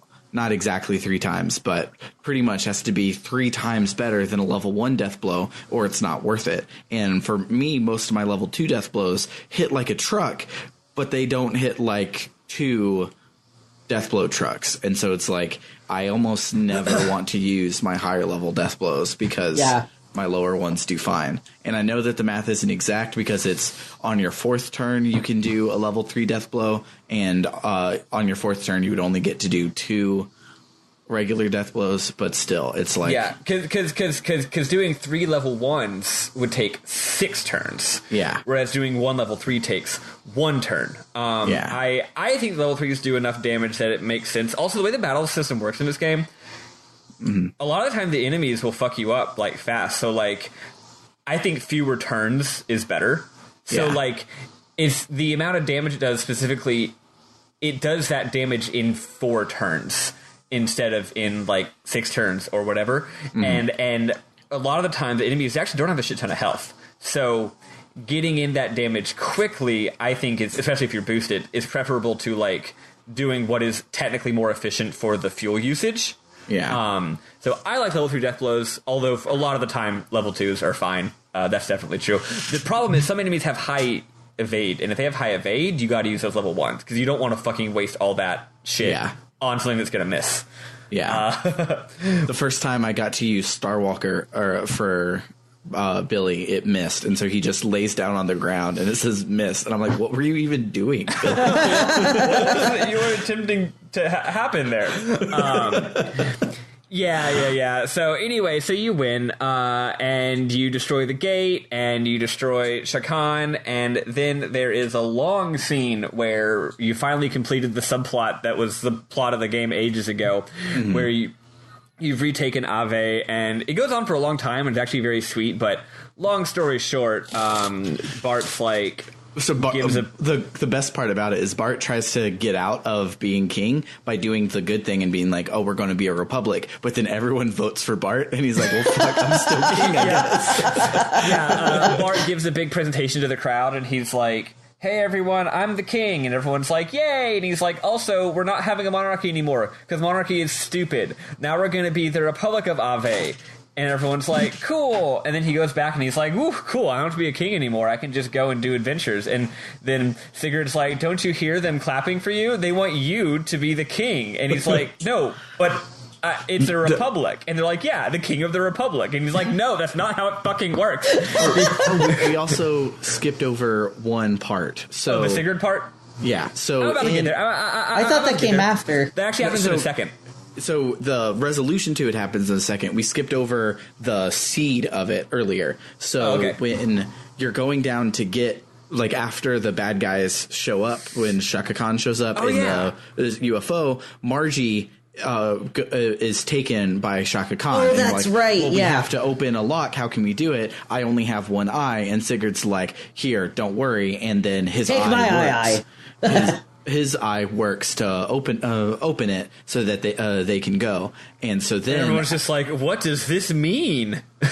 Yeah. So then after this thing, he's like, hey, in my dad's will, it said to share it with my brother. So your eye obviously works. Like, tell me about your mom and stuff. And it's like really, really sweet that they're long lost brothers, but they've not been long lost brothers. They've been best friends for like forever. And it's great. It's sweet. There was also a bit where like the mom hid the fact that Sigurd was born from the dad, but Sigurd ended up as a squire for his dad anyways. But then of course his dad had figured it out, thus the will, and it was like really, really sweet little. Yeah, it's pretty complicated, but the best thing about it is definitely that Sigurd thought that his real dad never knew that he was really his son, and that he died without ever knowing. But then it turns out at some point he figured it out because he's not fucking stupid. And also because nobody has blue eyes except for people. The Royal Ave line, apparently. Yeah, so it's sweet. So so that's why he's like, oh, you're actually my brother. Does Bart end up being like, okay, you're the king now, or something like that?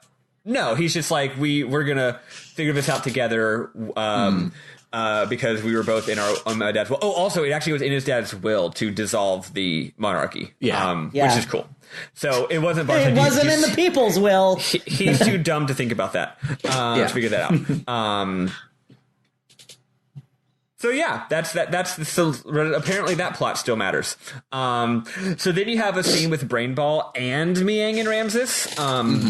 Brainball is mad because they suck ass, as usual. He calls Ramses, they all call Ramses trash, which is like very triggering. And I don't use that in a jokey light way. Like really, he's like straight up like extremely triggered by this word trash. It's a very sensitive word for him and he gets really mad. You'll find out why later.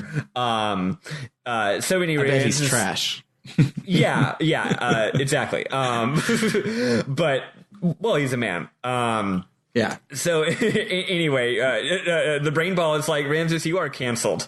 They're calling him out.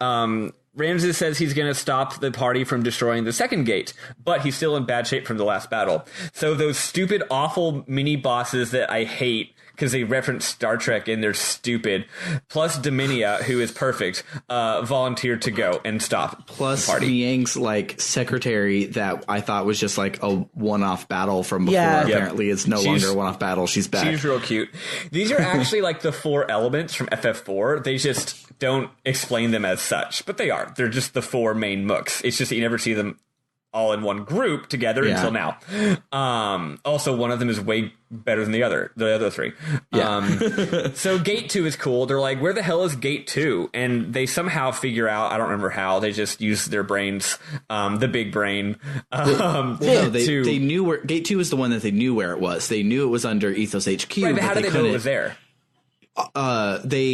It was like in the Ethos data dump back in the day. Yeah, so they knew that there's a gate underneath the Ethos headquarters, and they're like, oh, it's got to be way, way, way, way underneath. So what do we do? And then there's this long drawn out scene that is really kind of funny, where they find out that they can shoot the giant laser from Fort Jasper, but it's not at the right angle. And it's halfway across the world. It's what's cool. What I think is hilarious about it is we just shot the giant laser. Like, it was 2 days ago that we shot this giant laser just for fun. And everyone's like, but maybe we could blow it up, but we don't have any weapons strong enough. Like, we don't have any giant lasers. This weapon can't do it. That weapon can't do it. And Bart's like, there's something. I remember something about a giant laser recently. And I'm like, come on. And then Saitan, of course, figures it out. And I'm just like, that was like a softball, Saitan. You can't really claim to be like the genius that you are. Like, look how smart I am. It's like, fuck off, Saitan. That was not hard. It was a giant laser and a giant mirror. Like, it's kind of obvious. Yeah. So Saitan's like, hey, what if we shot the giant laser from this part of the world at the giant mirror that is on that we remember walking past and being like, that's weird, on Babel Tower, reflect it off of the mirror and shoot it at the church, except underground from the church, and blow up the gate. And they're like, that's a really smart idea. And he thinks that back in the day, they actually were both intended to be used that way. They were two parts of one, essentially, weapon. Maybe two parts of one, I don't know, spaceship? Well, I think it's a little neat because obviously that wouldn't make any sense to be part of the spaceship. What I think, and if you look at the mirror, I think this is relatively clear. I think that the mirror was maybe added on later. You know?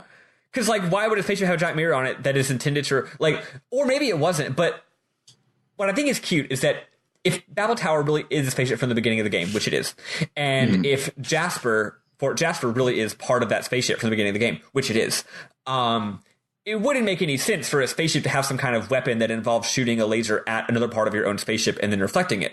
So I think that these actually it actually is just a coincidence. But at some point later in the world's history, some civilization decided to use them this way. Maybe. I just could see it as the mirror was just part of the, like, aiming device. Like, the mirror was the turret, and you just had, because the gun was so big and beefy, it couldn't move to point at the bad thing, so you just moved the mirror. I guess that could be true. I like the idea that Saitan, though he is smart, he's not smart enough to understand the actual lore of the game. He doesn't know this is actually a spaceship, right? Yeah. So what he's thinking of as, some ancient civilization built this, it's really some ancient civilization figured out you could repurpose it in this manner. Yeah. But whatever. It's pretty vague, but that's my read of it, and I think it's cute. Yeah. So you have this two-part thing. It's not a dungeon because at this point in the game, it's just cutscenes. Yeah. 2 of your people go to the Babel Tower. 2 of your people go to Fort Jasper to shoot the gun.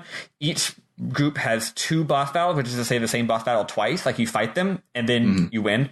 And you have to fight them again, but you don't get any heals. And it's actually kind of hard. I had trouble, again, because second battle, you're like, ugh, I'm all out of fuel. I did not, because I didn't boost the first time. And I boosted the second time, and so the boost helped me. The reason you have to fight them one. twice is that fucking Billy, who's supposed to be all good at guns, he's all, I'm not going to miss my shot, and he starts rapping, and then he gets too distracted by his hip-hop style white boy rapping that he misses he does in fact miss his shot. And that's why it's such a beautiful build up too, like just like when we stole the airplane and it played the airship song.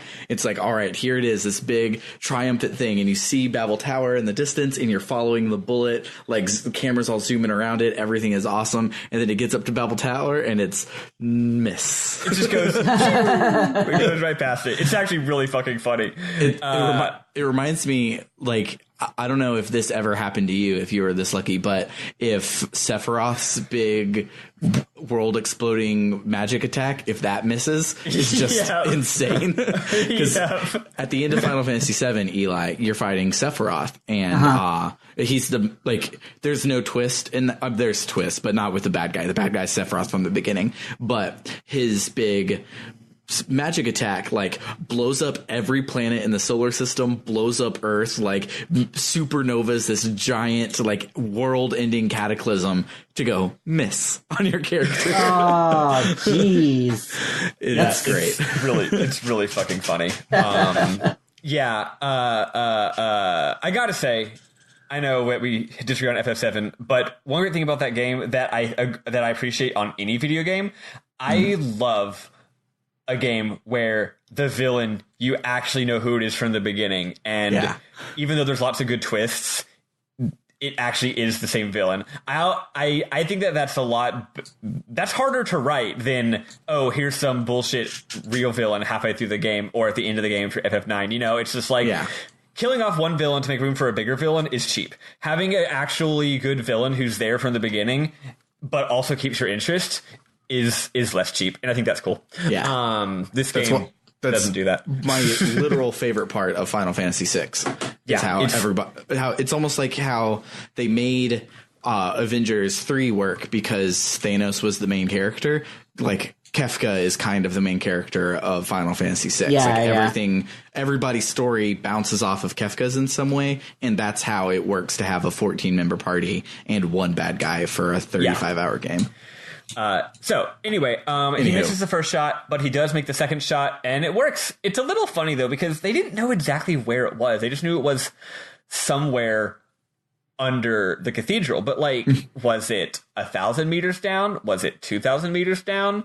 Like, I feel like was they got expecting really this lucky. to like open up a dungeon for us to go into, and they just were like, nope, we did it. That exploded it. No need to go check. They did this extremely complicated, highly technical thing where they shot a gun halfway across the world and then reflected it halfway across the world, and they're just like, direct hit, got it. Direct hit to the thing that we weren't even 100% sure where it was. We just figured it was kind of around there. So it works. And then we go to gate 3. It's underwater.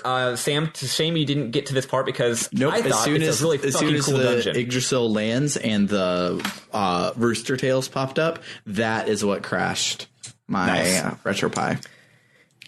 Eli, I know that you are more likely to get frustrated with things. How did you like this dungeon gameplay-wise? It wasn't too bad. I think I had a good combination of characters for the fights. Because I had Faye and Ellie for Dominia and Helvana. And then I had Bart and Maria for Talon and Seraphita. God, I hate Talon. God, I hate Seraphita. Yeah, I know. I Throw agree. that out there.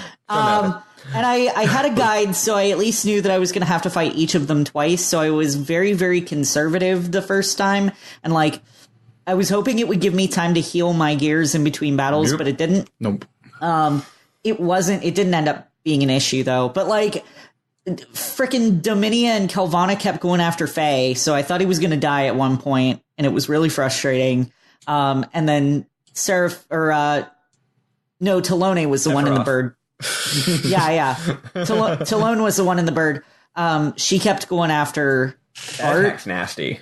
Yeah, it's terrible. And like, thankfully, like Seraphita kept going after Maria, and Maria could take a hit real easy. Like, it does like bullshit damage. Steveson is so beefy, and I love it. I think it's my favorite one. I had also used Wild Smile, so it was like it would either miss hilariously or hit Sieb Zane for like 5 damage. I'm just like, this is great.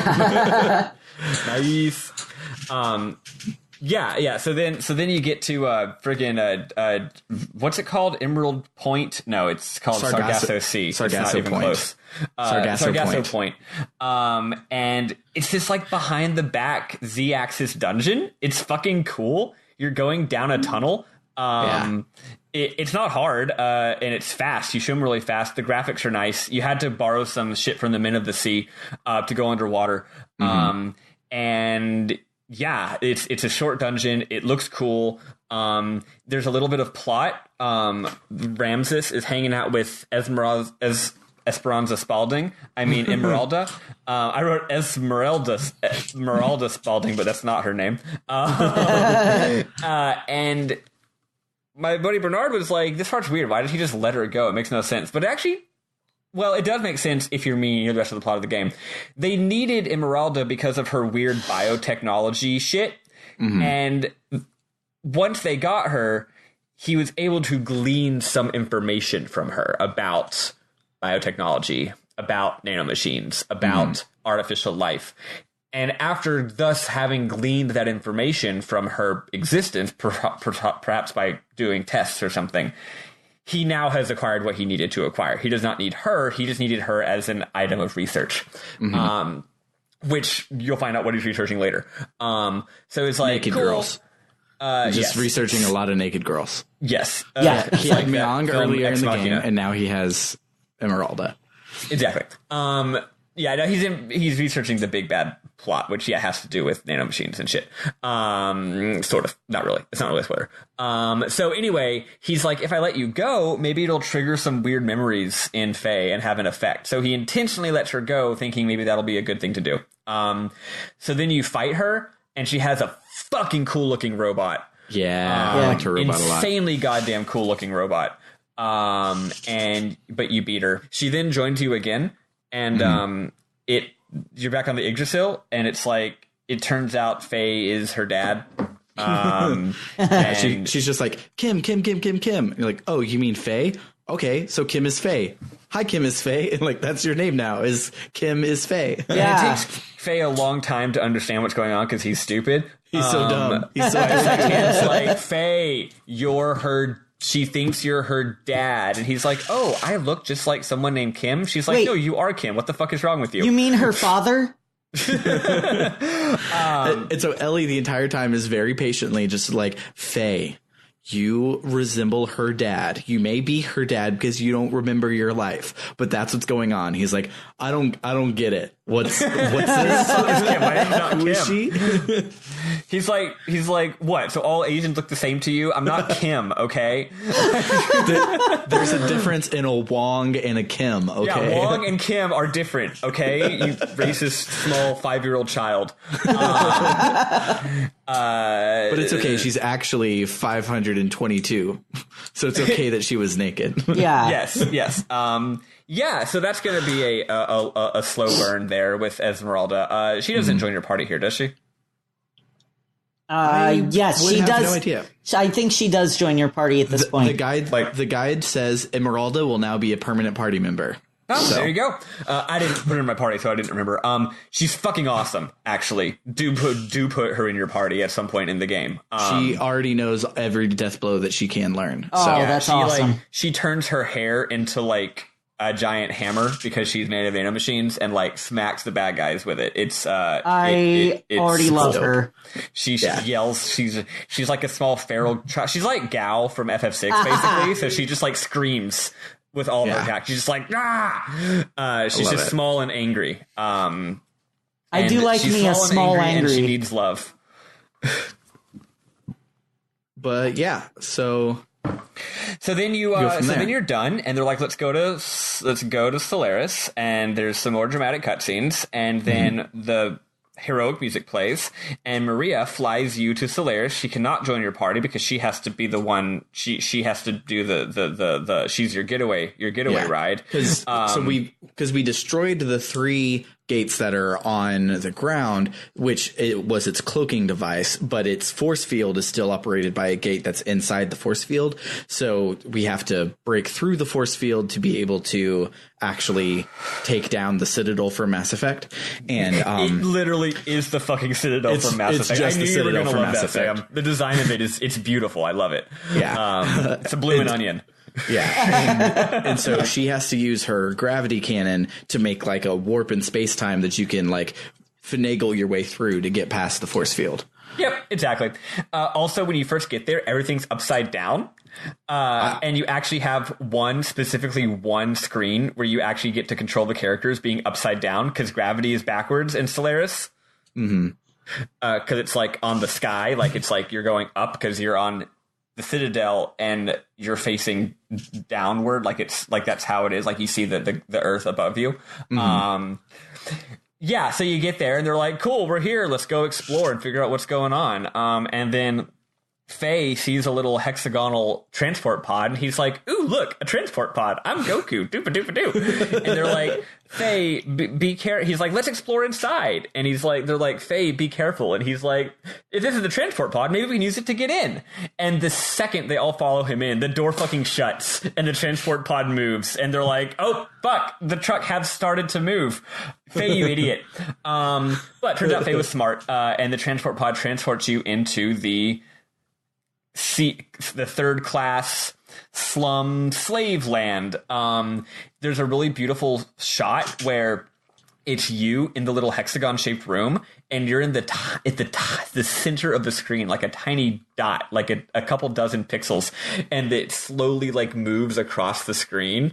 And then it zooms in, and there's also, but the whole time it's moving, you can see, oh, there's a safe one in there, isn't there? Yeah, I can see that shit. Oh yeah, I can see that shit. And the camera zooms in, and you're like, give me that save point.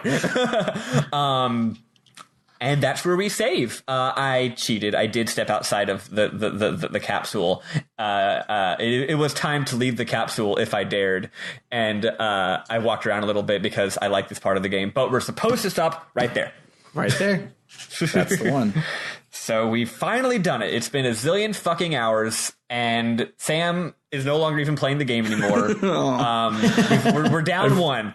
I feel so bad because, like, on the first series for Square Roots, this happened to Jim on like the last boss fight, and so he just watched the ending. I have about 5 weeks of just watching, and I failed. Only 3 weeks. We only have 3 episodes left, folks. I thought we still had 4. No. We've got Solaris, which is what's coming next, and then there's 2 episodes of Disc 2. That's it. Oh, okay. Oh, wow. Yeah. Nice. Yeah. I'm sorry if I may have explained that wrongly. The math, I had the math 100% solid in my head. I didn't make a mistake with the math, but I may have made a mistake with my words. Sorry. Word. But I honestly thought it was going to be me dropping out. Yeah, I thought you'd be gone at Babel Tower. I thought I would too. For a little while, I was like, you know what? Maybe I should just call it quits here. Because my anger levels, my frustration and stress levels cannot take this. But I got through it, and aren't you proud of me? And now you know there's like no dungeons left for the rest of the game. It's over. It's finally over. Well, more or less. There's some fucking dungeons, actually. This 2 goes hard. But not platform-wise. Okay, good. I thought it went hard on the boss fights and not on the dungeons. But no, it's only got like 2 dungeons, maybe. I can't really remember, but like, one of my complaints of this game is that most of the dungeons are like 2-room hallways, and in Disc 2 the game is finally like, oh, you want some fucking dungeons? We'll give you some fucking dungeons. Nothing else. Yeah. I actually really, that's why I actually enjoy Disc 2 a lot, because it's like, I like that part of the game, right? But anyway, get ready for a lot of really good plot twists and a lot of really dumb plot twists. And it's fun shit. So for next time, let's not talk about that. So, like I said, we're doing all of Solaris. It's very easy for next time. You go until you get to the save. What's the name of the Luna?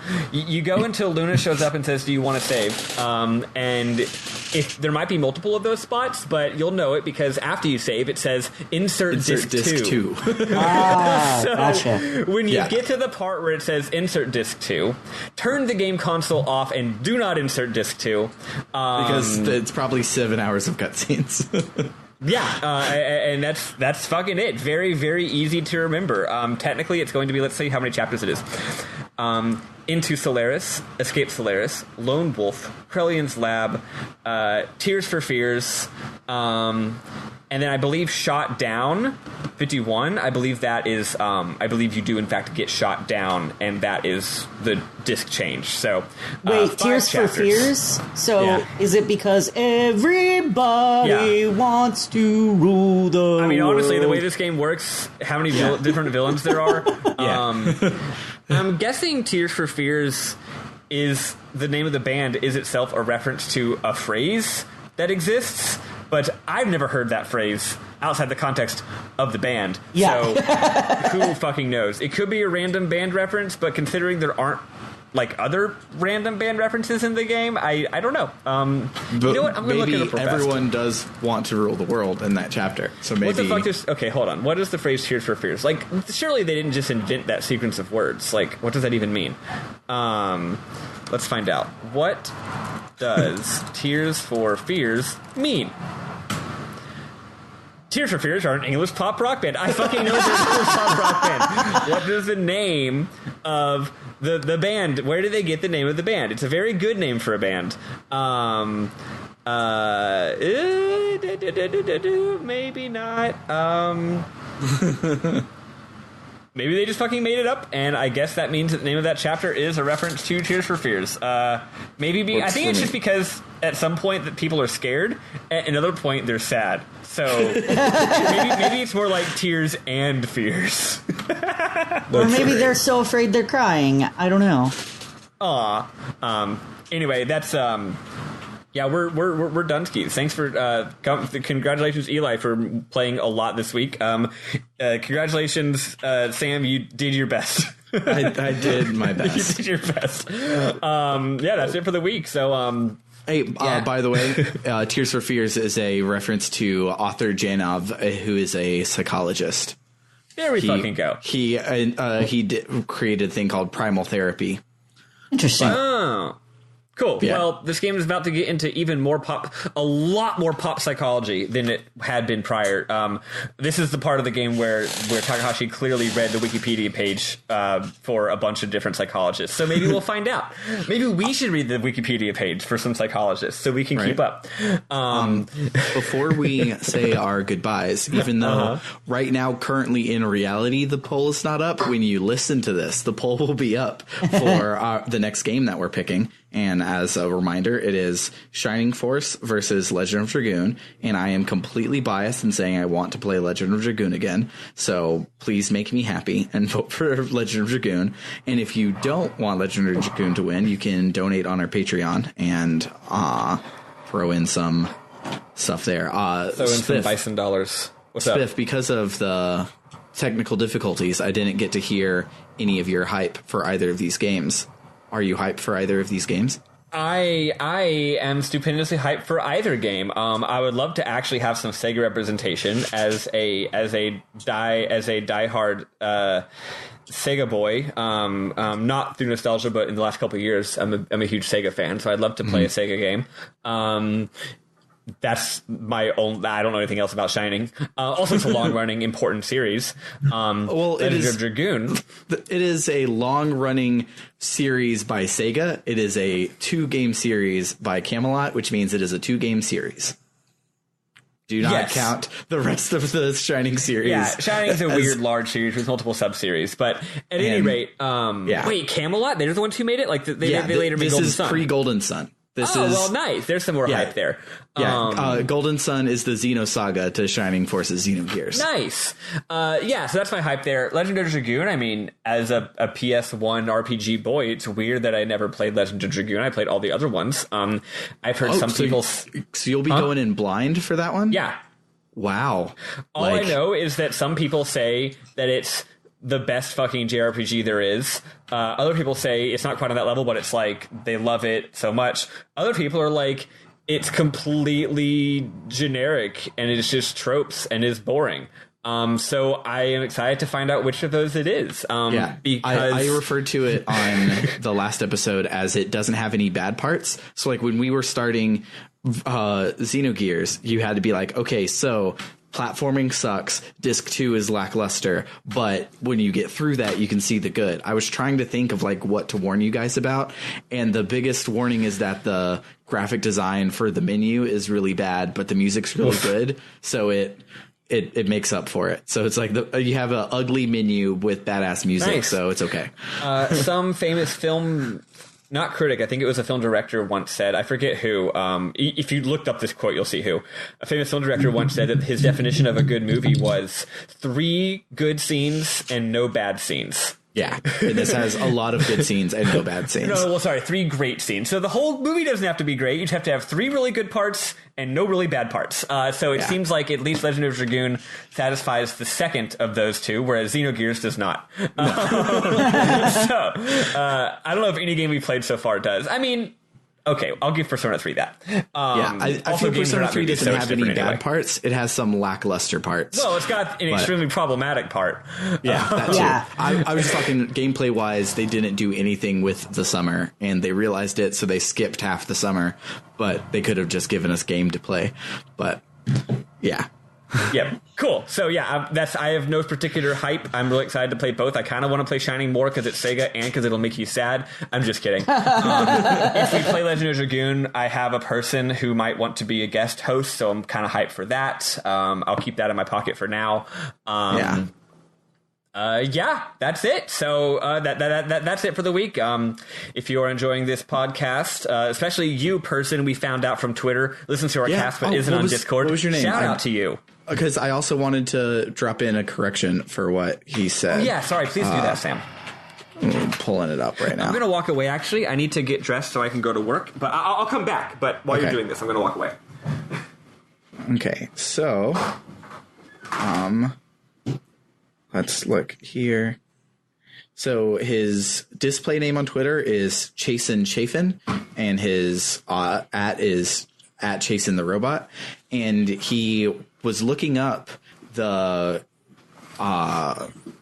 Brain Ball Gazel Ministry name that KNIGRET that we mentioned, and that we didn't want to say out loud. That we did not want to say out loud. So he he was like, hey, I looked it up and none of them are named that. Where did you guys see the name? And I'm like, well, here's a screenshot of it. But I looked it up, and actually there were so many new names thrown at it that whoever the translator was for this part had no idea, like, half of what was going on, because it doesn't make sense at all anyways. And so they use the katakana for neglect instead of, like, the English word neglect instead of whatever the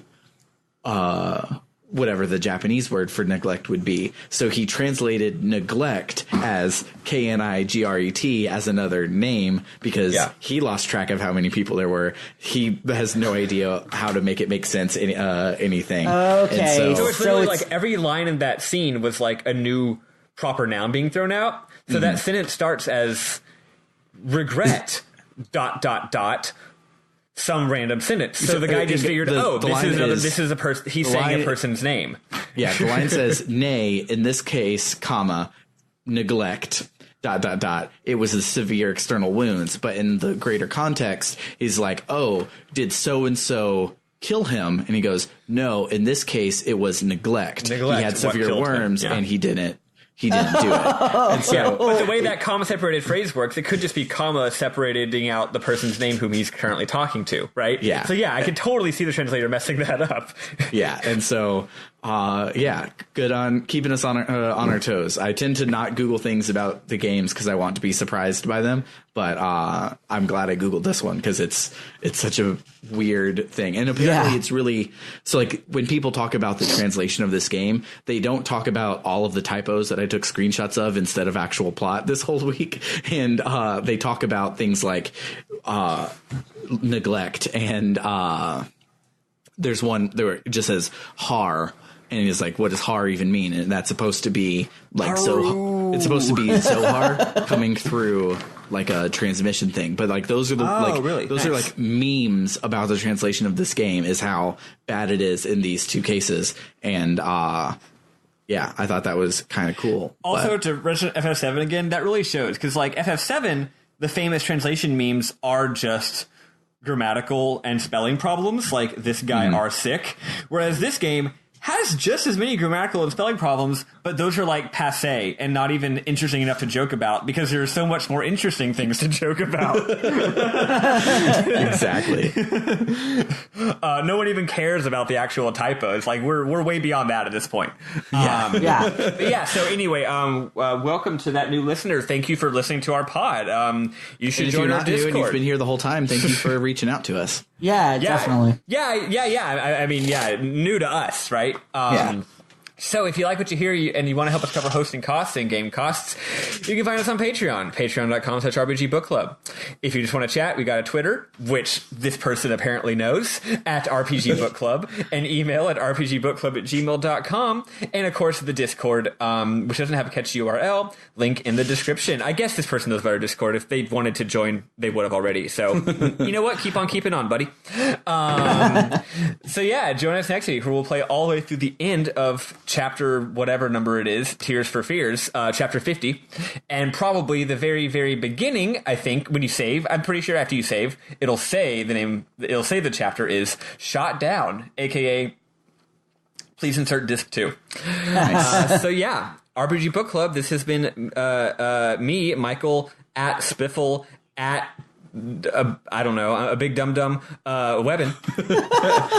I've been Sam Allman at Sam Allman. And I'm Elias at Sailor Eli. Do I have an underscore in there? I think I have an underscore in there. I don't remember. I go on Twitter so very infrequently. Anyway, hi, I'm Sailor Eli. I mean, bye. It's been a long week. --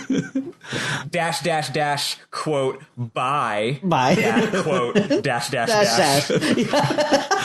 Toodaloo, folks. Toodaloo.